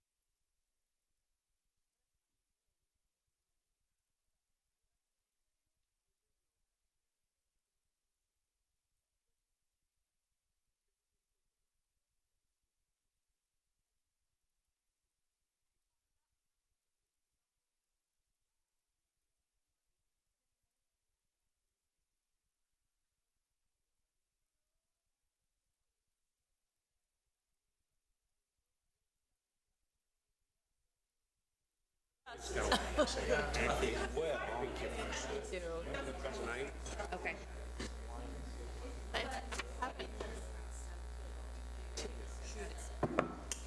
Do I? Party. Yeah. Always is. I can't take spots. Party.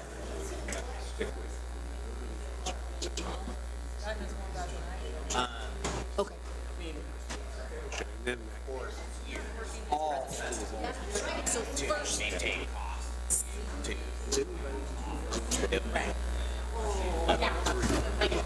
And do I? You know that song? I've seen that movie.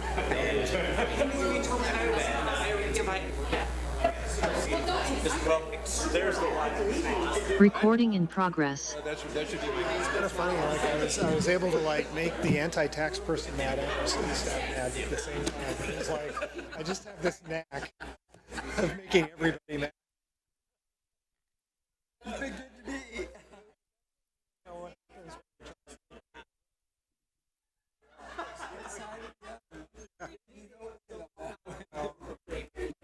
just thought it was funny. Make your way back to your seats, please.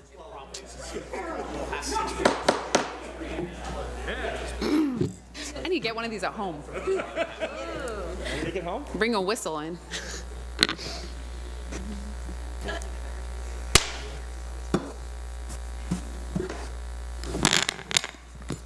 Why is mine the one that like here? All right. We are recording. Welcome back. I wanted to, yes, I was going to ask if there is anyone who hasn't commented much this evening to make sure they have a chance. And I see that committee member Mason would like to make a comment. So I'm going to have him speak first. Thank you. First, I'd like to restate how extraordinary I think the staff of the city is. It is really first rate. I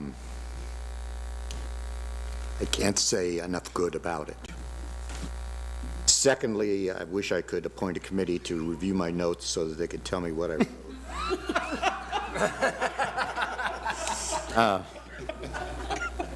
Failing that, I'm going to test my understanding. We're talking about, at this time, these are one-time expenses associated with the fire district creation, and that in the succeeding fiscal years, those are going to be out of our hair. In part for that reason, and in part for some of the other reasons that have been stated by Councilor Peralta, by Councilor Garvin, others who've said it, I think we ought to stand by what we decided we were going to do. I'd love to see us do more, but we studied it, thought about it, discussed it, and decided, and I think we ought to stand by it. I don't think we ought to try to generate recreational turbulence, if you will, to see how much stirring and roiling we can do to the waters. My emphasis would be on staffing at planning. Probably, I'm somewhat biased, having been in that business too many decades ago to even count, but I see what is demanded of the staff here and what the state requires, and I don't know how Heather's doing half of what she is. So, dollar-wise, I think, even at the expense of balance, I think we ought to further at least one position in planning. Again, things may be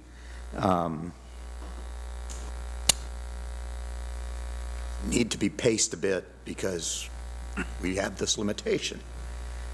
Secondly, regarding the court software, I thought that the comment about question about opioid settlement dollars is at least a legit inquiry to make on that. And so new software packages are touted as our salvation, but the growing pattern of getting to them is always a little bit more painful than we thought they were going to be. And for that reason, I would suggest that we should move that way, but we should move that way with a look to the next fiscal year, not this one. The comments that Councilor Peralta made about MCM, I think there's another reason why it's so important, and that is that our local newspaper is struggling. And if it, at some point, decides that the effort isn't worth the suffering, I was thinking the other day about what would I do if, in terms of my understanding of what the county's doing, what the schools are doing, what the city's doing, if I didn't have the News Register. Because I think for a small town newspaper, it really does a very good job. But means of communication are changing. They're facing the challenges because of that. So we shouldn't let our alternative means become weakened, and we do need to, I think we strongly need to keep our foot on the accelerator to some extent with MCM. And then finally, and I know this is a minority point of view, but it's just formed by years of observing. Everybody here is talking about total cost recovery for fees. And I've been through a life of fees, and I've taken my lumps at times. And true marginal cost fee setting is a painful experience that if you've ever been to the pharmacy and you see a customer come and the pharmacist says, do you know that this prescription will cost you $600? And it's one of those counseling moments that every pharmacist, and I'm not a pharmacist, but I've seen it. And the fees that get charged at true marginal rates, the people who take the beating, if you will, are the people who are at the counter. And I'm not saying this to make their life roses, but we really need to look at how that affects the community's view of what we do. So it's just my 2 cents. I think that tying fees to costs is a legitimate concern, but we are a government and some of that's governing, and I think we really need to decide how deeply we're going to go into that field. And I know this may already have been a decided matter and I'm a latecomer, but I just have seen that pushback. And so I support staying with the 50 cents, clearing our obligations, supporting planning staff, preserving court software till the next fiscal year. And again, the staff is great. Thank you. Thank you.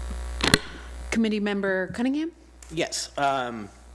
I too probably will ramble a little bit because I appreciated last year, I think we had a gentleman come up and said, I read every single page of this. And he looked at every single one of us and he said, how many of you read every single page? And Lonnie was like, I did.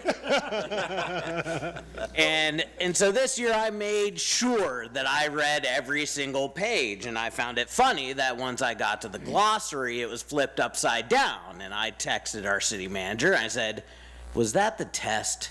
Was that the test that I got through the whole thing? And he said I passed. So with that being said, I want the record to say you got a gold star. That's what I said.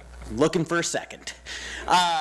So with that being said, as I went through, I highlighted as I went, and then I went back and I wrote notes and I starred things, and then I realized that I actually had to come to you with a little bit of an actual information or questions.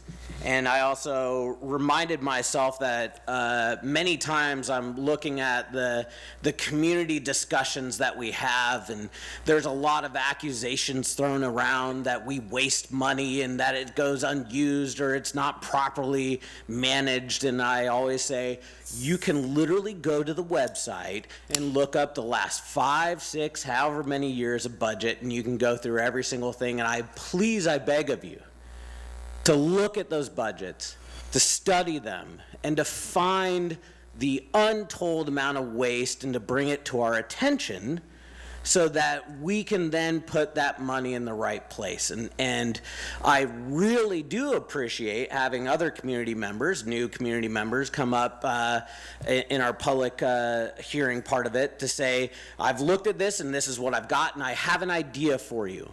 And that idea, was some of it was about retirement, some of it was about healthcare, but there are real dollars there.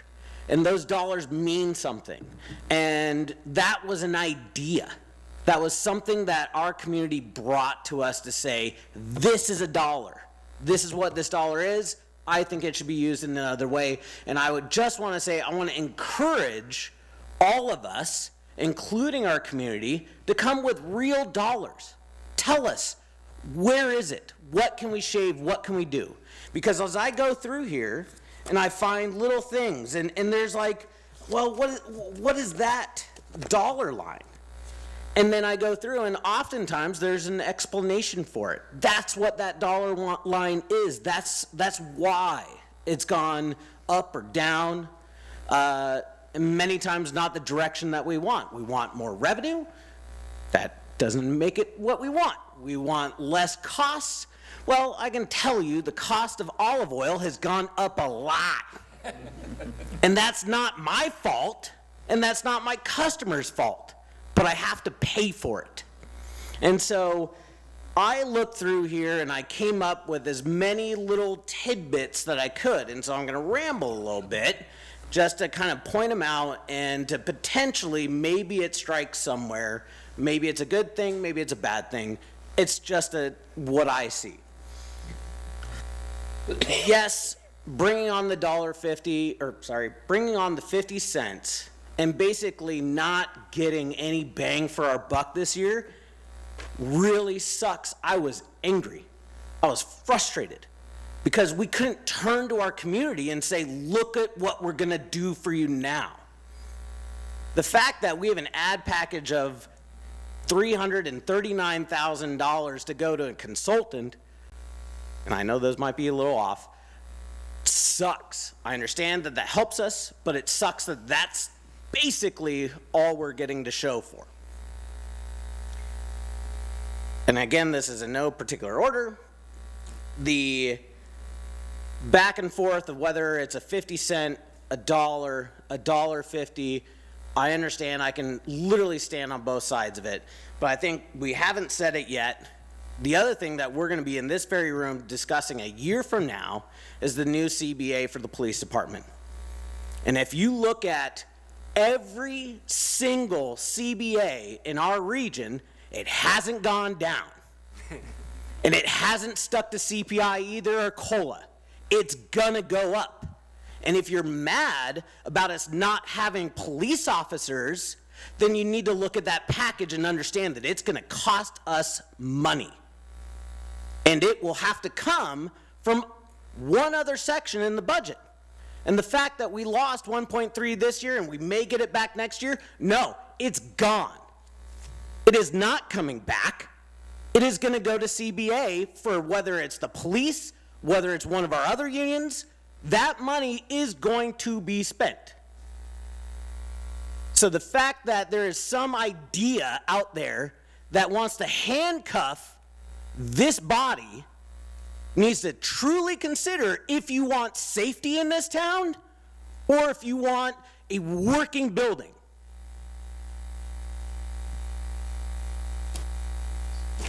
Couple things. I'd like to know what time, place, manner is for alcohol establishments, because that affects me. I am concerned that we have talked about reserves, and a lot of that comes up in contingency talk. As I worked my way through this binder, I realized that there were several departments that listed 0 contingency. And then I found other departments where there was contingency budgeted for last year, gone. Contingencies that are budgeted for this next year. I don't understand why certain departments have contingency/reserves built in and others don't. I strongly believe in the planning department. And I strongly believe in all the work that we have done in that. And it disheartens me that we have been putting all this work, just like all the other work that we've done with the fire district, into looking at the needs of our growth.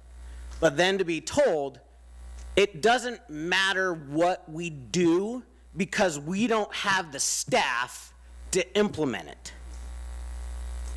And that filters on down to engineering to figure out where the heck is this wastewater gonna go?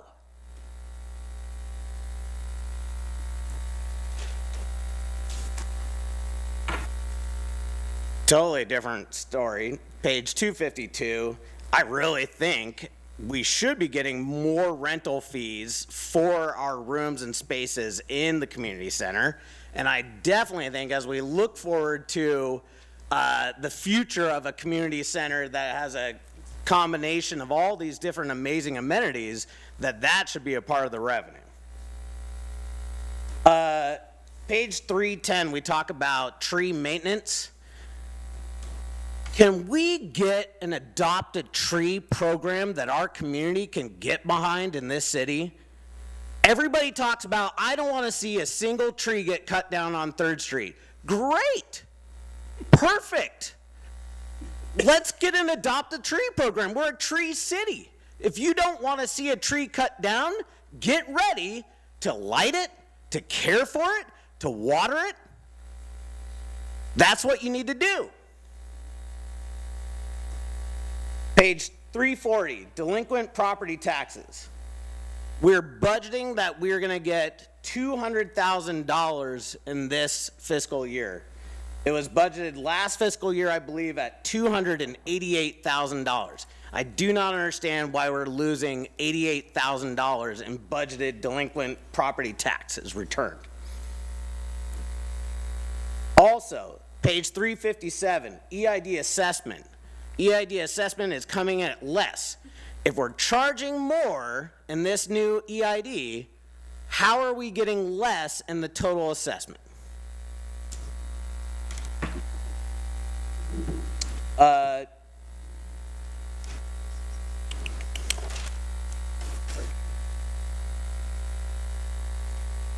And this one's going back to planning department in the sense like it stuck in my mind as part of the conversation. Are we growing or are we constricting growing? Because if we want to handle all of the affordable housing and everything like that, you got to take off the constrictions. And I know that I believe we just got over $1 million, $800,000? $2.2 million. $2.2 million to help with us getting water and sewer and everything into an area that we weren't able to do before. That portion was $2 million. That portion's $2 million. And there was another $195,000. So I am super grateful that we're doing that. But that is a drop in the bucket.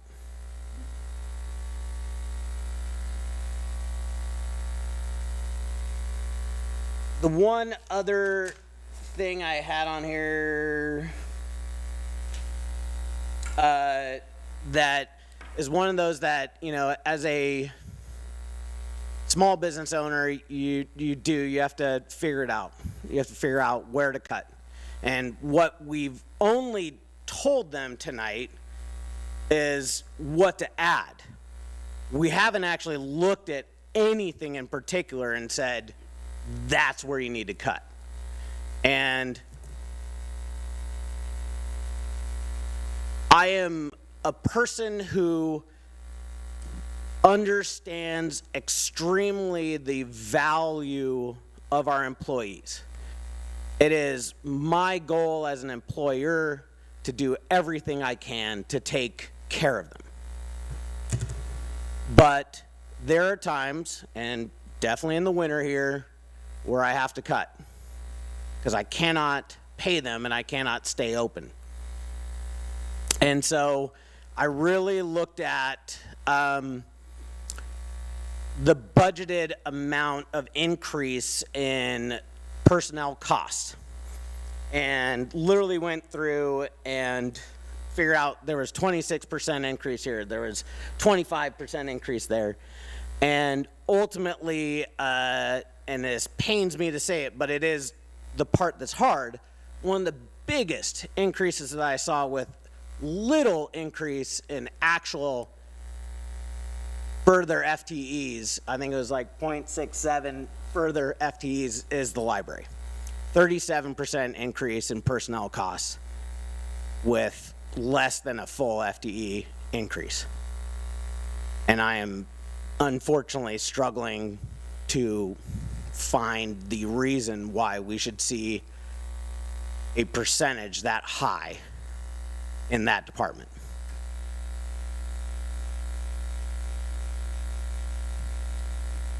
And so I would encourage my fellow committee members, and as we move forward, because this is all a direction to give to our budget, our finance department, is to find the places where we need to cut if we need to fund. I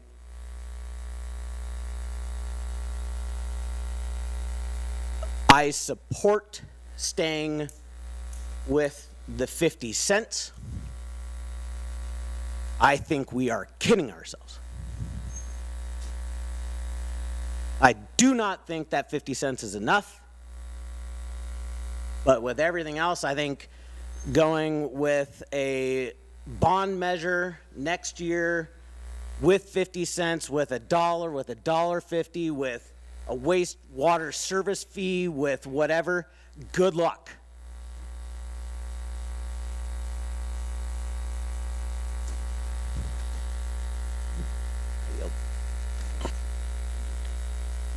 Did you want to respond to anything? Were any of those? I just want it to be on the record. I know that we will get plenty of documentation and everything to fulfill every question that I have, but, and I assume that will be public. Okay. Do you want to respond? Sure. Okay. You running for council or something? I got another full-time job. So, there's a revenue, just one thing, time, place, and manner on businesses whose sole purpose is the sale of alcohol. That would be wine bars and bars, not restaurants. And it would... What is it? Is it like a business license where you can limit the amount that are in a particular It is too early to say what it is. It would be, is there a way to have limitations on how many businesses can be solely selling alcohol in our economic improvement district? When we put the first, Heather, this question is going to be for you. When we first put the first work plan together for McMinnville Affordable Housing Task Force, it was at the time before it became a permanent commission, we had something on there that has shown up but never moves on something work that we take on. And I don't know if it never moves because it really won't generate that much money, and so the amount of time, perhaps it just seems punitive. But do you have an idea of if we were to implement a vacancy tax, of how that might start addressing and some of the monetary, could a vacancy tax be used to pay for a planner in your department in future years? Do we just not have the data to show that right now? And I don't know much about vacancy taxes generally. I do know we have a number of derelict buildings and homes that hurt our housing stock and could be redeveloped, and walked past one today that clearly is being squatted in, and so they have other issues. So that's my question. Point of clarification, before you answer that, can you actually explain what a vacancy tax is? I think I know what it is, but I'm not sure. Yeah, so I believe what we're referencing is vacant land that's not being used for housing, that's zoned for housing, or are we talking about built environment that's built for housing that's not being? I meant built environment. Right, yeah. So, it's some cities have implemented it. We haven't spent a lot of time studying it here in McMinnville yet. It's been on a list, and actually it will be something we'll need to study as part of our housing production strategy, which is one of the state mandates we need to do this year by the end of the year. But the vacancy housing tax is if you have zoned land for housing and it remains vacant and is not built on, then it's a way for a city to incentivize a built environment on that property. I don't think we have enough land in the city currently within the city limits that would generate enough revenue to fund a planner to answer that question. I feel fairly confident with that, because the larger chunks of land that we still have left, like Oak Ridge Meadows, which is in a platted subdivision, are all actively being marketed, and they're trying to move those forward. So there's only a handful of parcels out there that are not actively trying to move forward into development for housing. And what about parcels that are developed but aren't being maintained or lived in and are more or less abandoned around the city? Yeah, so if you recall, at one point in time with our code enforcement program, we wanted to do a sort of a Rental program, yeah, I do. And because of some staff turnover we had in that division, we weren't able to prop up that program yet. I don't know the answer to that, if what that would look like or how much revenue it would generate. Okay. Because again, in fact, for that type of program, it's similar to the discussion we had last night, which is when we build programs, sometimes the building of the program actually costs a lot to administer, right? So it's not actually generating additional revenue. Okay. And then I just have one other question for you, is relevant to a lot of the other conversation that's happened tonight. I remember that, and I think I know the answer to this, but you do. I know that we recently, unfortunately, were also designated a rent, excuse me, a rent-burdened city in the state. Severely. Severely rent-burdened city, meaning that over 50% of our renters are paying more than 50% of their income in rent. Is that, I believe that's what that means? It's over 25% of our renters are paying more than 50% of their household income in rent, yes. Okay. And did that program, did that terrible designation, did that very transparent designation also come with unfunded reporting mandates? Yes. So when we reach that list, the state then puts us into a program where we need to do the work to get off that list. So we will be bringing something to City Council in August in terms of a joint work session with the Planning Commission to talk about different ideas in terms of how we can reduce the amount of people who are living in rental households and putting that type of household income burden on them to afford it. Okay, thank you. And I know that just from some recent work, I know that about 25% of, just shy of 25% of our population is living below the federal poverty line, which itself is already a skewed number. But so we have a lot of poverty happening. Mm-hmm. Yes, we do. Councilor Geary? Just some of my overall thoughts. Thanks, staff, for putting together a fantastic document. Thank you, Chair Maxfield, for your superb running. Gary, it was a pleasure, but she's pretty great. I guess overall, my reaction, and thank you, Council President Garvin, for contextualizing to some of that 1.3. But that 1.3, you know, I can't get out from my closing remarks without noting that that is just a millstone around our neck of progress on all of the hard work we've had to make.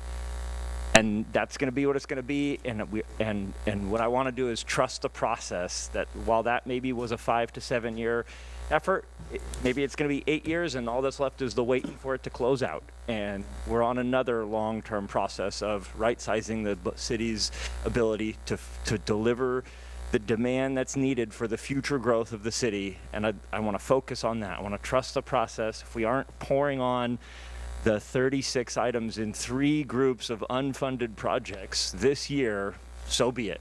We're going to get to them. I wish we were doing more. I'm rarely accused of being a patient person, and so it pains me to not be out there tackling all this stuff. And I'm very, very thankful that the one council goal we added this year, and all council unanimously supported, is the project that's being funded to move forward, is advancing the city's progress on that facility and the parks and recreation and open spaces and the library and the senior center. I'm very appreciative. So thank you all for having that in here and keeping that and pushing that forward. It's really good work. We've seen poll results. We'll see more that the community wants that work done. And so I thank you. I wish we were funding all or more of these, or any one more, or the other 35 more of them.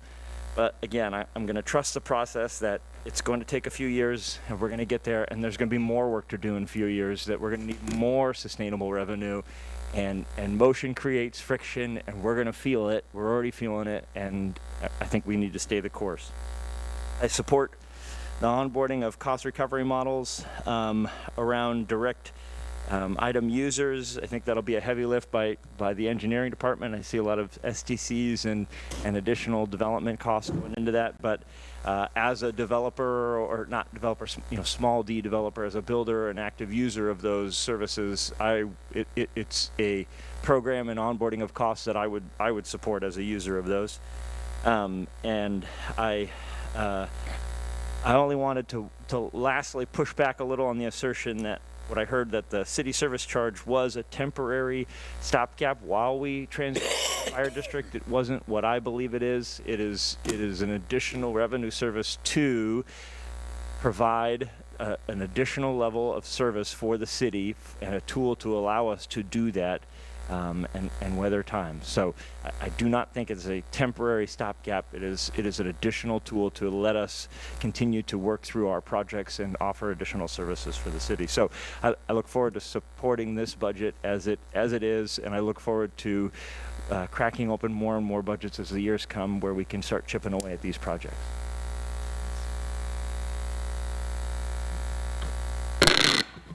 Committee Member Ernst. Thank you.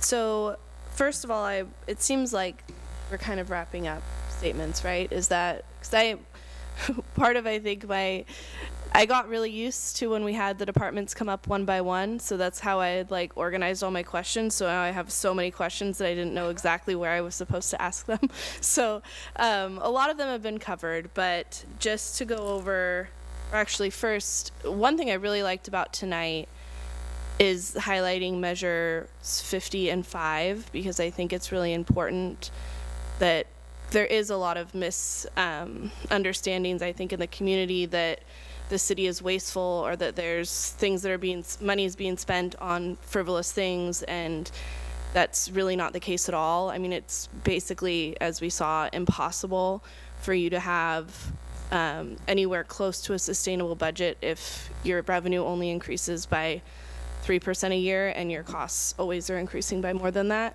So the challenge is finding different ways to raise the revenue, so we are not decreasing services every single year. So I'm really happy that hopefully more people in the community will understand that constraint after the presentation tonight. One thing that we talked a little bit about with the roads, which was one of my specific questions on the transportation part, because this was one that, and Council President Garvin mentioned it too, and it's come up every year that I've been on the committee. It says in the narrative, $2.2 million annually to maintain the PCI. That's what should have been spent this year. That's up from 1.75 million last year because of how much costs have increased, I'm assuming, to keep up with the maintenance. And we've actually, my first year on the committee, we were funding, and some of it was grants, but 958,000, and then it went down to 420,000. And this year we're at, like 40, or like, well, less than 400,000 this year. So it's gone down what we're putting into the road maintenance every year, even though it's a problem. And that's just something that we see in all the buildings as well. So it's that I really don't like seeing. I just wanted to point it out.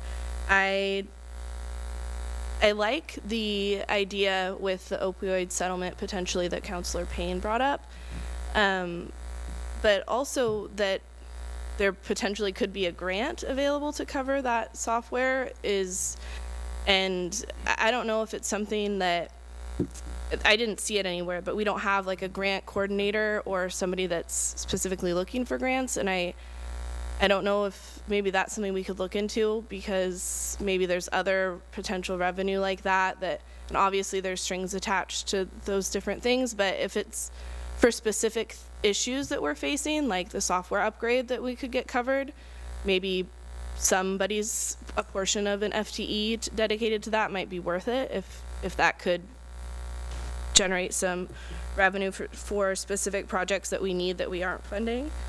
And kind of related to that, with the municipal court, the issue of how we've continued to be, and I know that we have the navigation center coming on hopefully soon. We're putting some some of our focus and resources into being more proactive with dealing with the houselessness issue. But for so long, we've been reactionary, and it came up, the issue of houselessness in one way or another came up in park maintenance, the library, the municipal court, community development, police, and the street departments. And there's different amounts of money associated to that, but only in two budgets. So the police department has some budget for that, the street department does. We listened to the captain last night say that the cost for, especially for the RV dismantling, is going up exponentially. And I think there's misunderstandings too, or maybe a feeling that I don't think is warranted, that if you proactively try to address houselessness with things like more affordable housing, which again, back to planning, that you're maybe enabling that portion of the community. And I think what we can see throughout this budget, even if there's not specific line items to it, is that there is a huge cost to not being proactive about that and to only reacting to it. And it's going up every year to the point where we can't even, like the captain said, he can't really even say what the costs are. So it would be interesting to know what the overall essential cost is to the city to just react to houselessness versus putting more effort into being proactive about it. Just while you're looking for your next note, that was one of the goals that we set at council this year for city staff. It was one of the 5 goals, in addition to build the pool or build the rec center, was to track that data in each department. Okay, thank you. That's good. Promising. Because my next note is just more about planning, because I think that is just a huge way for us to set ourselves up for success, to make sure that we're prioritizing spending money in the right places, and to get that, what's the word? Force multiplier. So I think that's really something we should be focusing on. I also think what Kelly Mankey said about the PERS investment, I think that's another way that would be, I wish we could fund that, because that, those cost savings in the future, I think we should take advantage of things like that. And to that point, I don't think we should be taking out of the wastewater capital fund much, but I think it is, I don't think we shouldn't use that as a resource if we need to, because we have a lot of outstanding needs, and that's something we can still make whole with the interest that we're paying, and maybe even gain some from it. So I wouldn't be opposed to that. That's all. Okay, so my understanding for the goals of these meetings is that we need to vote on how much we are going to levy of our taxing authority, and we need to approve a total budget amount. I've been trying to tally how many people have expressed interest in changing how much we levy, and we haven't had everyone weigh in. So I wanted to really quick do a straw poll to see if it was worth entertaining a motion. A straw poll, just so it would be, raise your hand if you would like to leave the tax levy as $4.02 as is, as written in the budget document. Does that make sense? Raise your hand. Okay, so, do you need official number? Okay. All right. There's no motion. So there's no motion, so we don't need to continue any discussion on that this evening, but I think, in further Budget Committee meetings, we can continue to discuss it. As far as, there was some discussion of two specific things I heard, the $130,000 for computer software, and then also I heard interest in supporting MCM 11. I don't know if there's a dollar amount associated with that. What? And the planner, and a dollar amount with the planner. So if we wanted to add amendments, we would need dollar amounts, we would need a motion. Am I on the right track? Okay. So we would need to know how much, because my understanding is, like, with 130,000, the finance director and our city manager, they would bring an amended budget back to the city council when they're voting on it. So we would just be voting on the total amount, and they would bring the edited, they would figure out how to fit it in and bring it to the city council. Does that make sense? Oh, did you have a question? I just wanted to comment on the MCM. Yes. So if the total package to move from 35 to 65 was $65,000. So my assumption is that every 10% change in increment is about $21,000. Does that sound right? So I had suggested initially 55, 45 the other direction, but given all of the other constraints that we have on the budget, and that we're limited and looking to address the court issue, which I also think we need to address, and the planning issue, which I think we also need to address, I would be open to putting that suggestion forward at 50-50. 50-50, which have you done the math? I think that's about $10,000, roughly 10 to 12. All right. And, City Manager Towery, yes? So with respect to that particular issue, it's we in terms of the implications on the budget, and we could simply do a little bit of research about use of franchise fees, engage with MCM, bring them forward to make a presentation to the council, and I think we could just work through that issue and not really require any gymnastics here tonight. That's fine with me. With respect to the court management system upgrade, I think I had a couple of good suggestions about potential additional revenues that could support the project, specifically opioid dollars and possibility of grant funds. Again, that's roughly 3/10 of the budget, of the general fund budget, and we would ask you to by amendment, include that package in the general fund budget as presented, and then give us the chance to bring back the details about implementation options to the council when the budget comes forward to them in June. With respect to the planning package, Heather and HR and I have actually had sort of a three-part conversation about another strategy to bring that forward, and we'd be happy to do that in sort of the same spirit as the other two that we've talked about. So I don't think it requires you to tell us where to cut the budget at this point. So we'd like to be able to have the chance to sort of work that a little bit, bring it back to the council, again in the context of the budget for their adoption in June.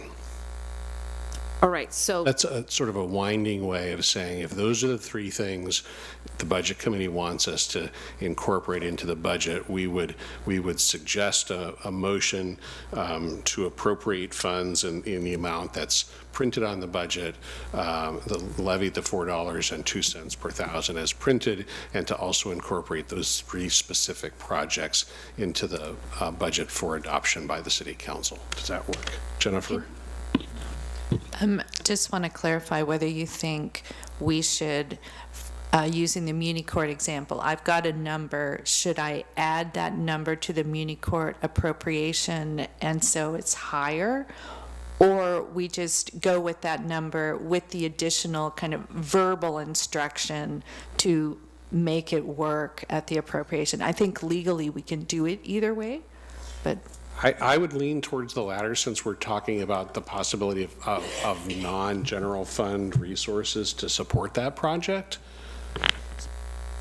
So just to make sure I understand, you're saying that you would put the software package ad in, but you would put it in as potential grant funding, not as a cut from somewhere We wouldn't else. necessarily make an increase to that specific account appropriation at this point, because we haven't brought it forward with sort of a funding package. It might end up with some additional authority there. It might be a transfer in from the opioid dollars. It could be a grant that's yet to be applied for and shows up in a separate revenue category through a budget of adjustment later in the year. But you're not taking it from elsewhere in the budget? Right. That's not the intent? That's correct. all right, for clarification for me, were you saying we didn't need to list those three I think you do need to explicitly name those three packages, but not amend. I don't want you to feel like you don't have to increase the appropriation in the budget to do that. So the direction to us would be to come back with options and strategies to fund those three programs within the current appropriation authority that's recommended. Okay. Okay, so instead of saying the following amendments, we say with the following recommendations or requests? Maybe it's the following instructions, and I think, I don't think we want to limit ourselves by saying within these appropriations, because just as a matter of course, frequently I will have additional information, and so what council actually approves may have 3 more kind of changes because we have more updated information. So we would just, as long as we are not changing the taxing authority amount, and as long as we are not increasing any fund's budget by more than 10%, council may appropriate a budget that is different, larger or smaller, within those bounds of what you approved tonight. I guess before we move forward on that, I wanted to make sure there was support. Yes. I just want to make sure that when we're looking at the ad package, and however the verbiage ends up being, we're talking specifically about ad package 4, 9, and then one that's Sal's ad package. No, mine was, that one was in there too. Is it? Which number is it? I have no idea. But it's in there. I don't know. Because I thought it was just a switching of 45, 55, 65, something. I think I changed it a little bit, but there was a 65, 35, and that's where I got the 65,000 number from, was from an ad package. Okay, but that's not an ad, No, it's not. because that's in the budget. Right. You were just reallocating it within the budget. Okay. So So Scott's point is a good point. We should know. It's 33. 4, 9, and sorry, 33 is the in spirit, but perhaps a different number. okay. So Struck me So let me back up a little bit. So the development project coordinator is not a planning position that would work on the long range and So we're talking about current 14 planning. then? You're actually talking more likely about ad package 14. So here's what I take Jennifer's point about the appropriations may need to change, but I would prefer to give us a chance to work through these issues and bring that new appropriations number to the council. And so what I would recommend is if this committee is supporting ad package 9, 14, and 33, that you approve a budget with the appropriations noted on your agenda, that $134,674,107,000, and that the staff would bring forward spending plans to support ad packages 9, 14, and 33 to the City Council for consideration. And then you'd have a subsequent motion that would levy taxes in the amount of $4.02 per thousand for operating purposes and the $3 million and change for GO bond. Does that make sense, Jennifer? Yeah, I think so. I'm not a lawyer, so I almost think we should keep our normal appropriation language solid and then have a separate action, a separate motion instructing staff to do those 3 things and bring it to council. And then it's on the record and you have an opportunity to vote and represent that intent. I think that's probably, we do have some lawyers here. It should be one for each one of the items, because Separate? you may not agree with all 3. You should be able to vote on each one. And I used to be one of those people. And what I would, It should be separate. we as the Budget Committee as a whole would be relying upon the good faith of the City Council on that, because we cannot bind the City Council on that issue. So it would be up to, I think we could probably trust, our elected colleagues on this esteemed body, but frankly, that's how we would do it. I think you would just approve the budget with that second vote, and the City Council in its glory and wisdom would hopefully agree in June when they're actually passing the budget and making the actual appropriation. Yeah, because in the past, you all have voted on recommendations then that have gone to council, so. Okay. I think I'm ready. Here we go. Did you Google it yet? It's a great song. I need a motion to approve the proposed budget as presented, including the amendment posted on the website on May 16th, 2024 that we received via email with the update to the binder, and to approve the property tax rate of $4.02, an underlevy of the permanent property tax rate of $5.02, and the debt service property tax levy of $3,023,580. So moved. Second. Okay. Okay. Budget Committee Watney made the motion, and Counselor Garvin seconded. Now, you left this out. I need all in favor to support with an aye, right? Should we do a roll call on this? I would suggest a roll call. Oh, excuse me. Yeah, recorder could call. I don't have this in my script. You guys are really. Sorry. Okay. Oh, it's on the back.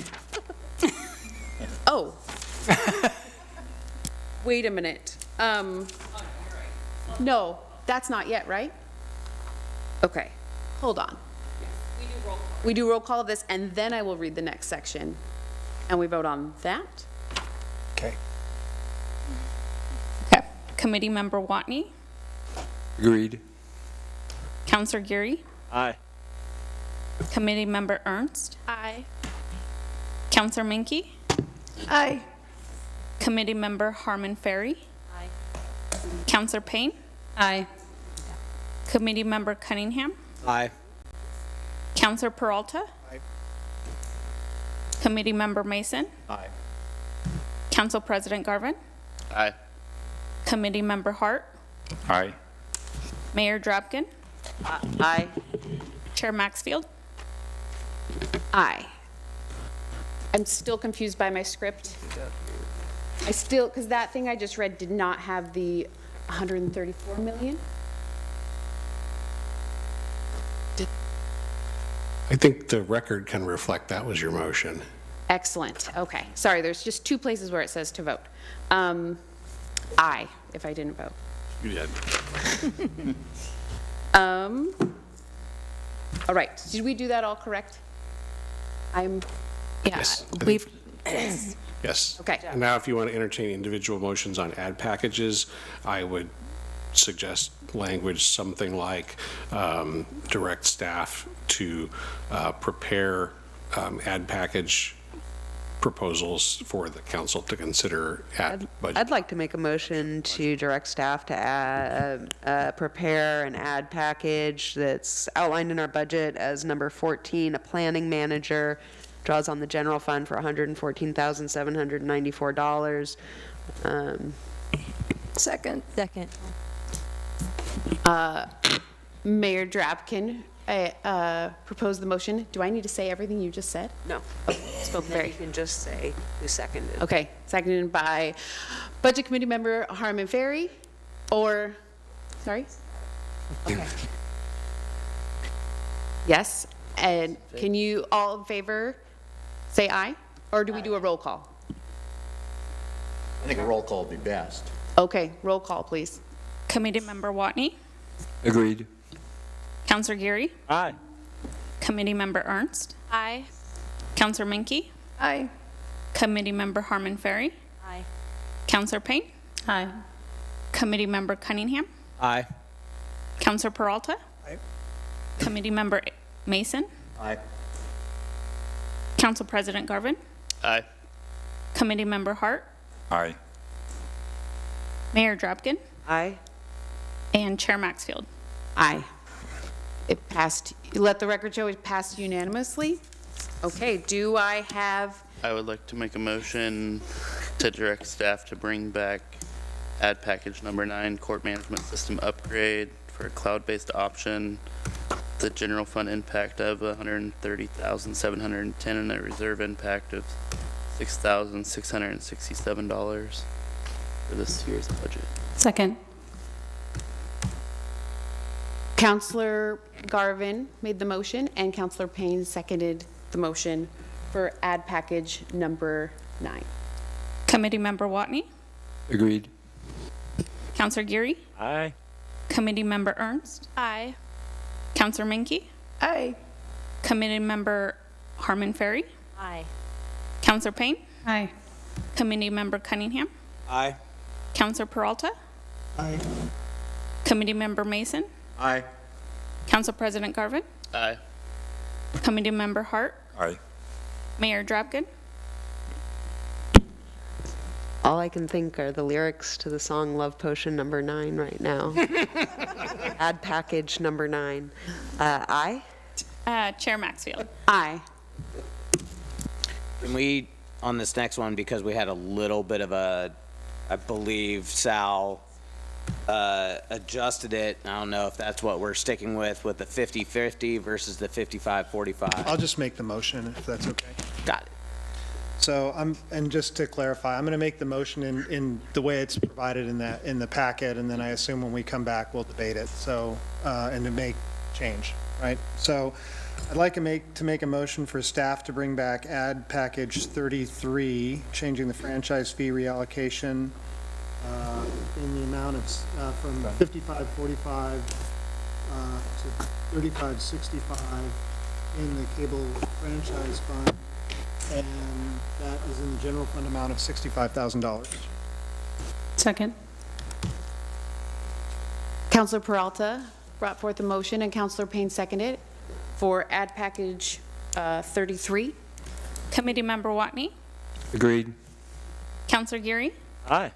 Committee Member Ernst, Aye. Counselor Minke, Aye. Committee Member Harmon Ferry, Aye. Counselor Payne, Aye. Committee Member Cunningham, Aye. Counselor Peralta, Aye. Committee Member Mason, Aye. Council President Garvin, Aye. Committee Member Hart, Aye. Mayor Drapkin, Aye. Committee Member, or Chair Maxfield. Aye. That passed unanimously. There being no further business to come before the committee, I adjourn the meeting at, Can we? excuse me, no, I don't. We need to cancel Oh, I have to tomorrow. cancel. Sorry. I'd like to make a motion to cancel tomorrow night's May 24th Budget Committee meeting. Second. The May 24th, 2024 Budget Committee meeting has been canceled by, You need a vote. oh, we have to vote. That's okay. Everyone who supports, say aye. Aye. Everyone who opposes, say nay. Okay. All right. The May 24th, 2024 Budget Committee meeting has been canceled by Counselor Garvin and, no, canceled unanimously.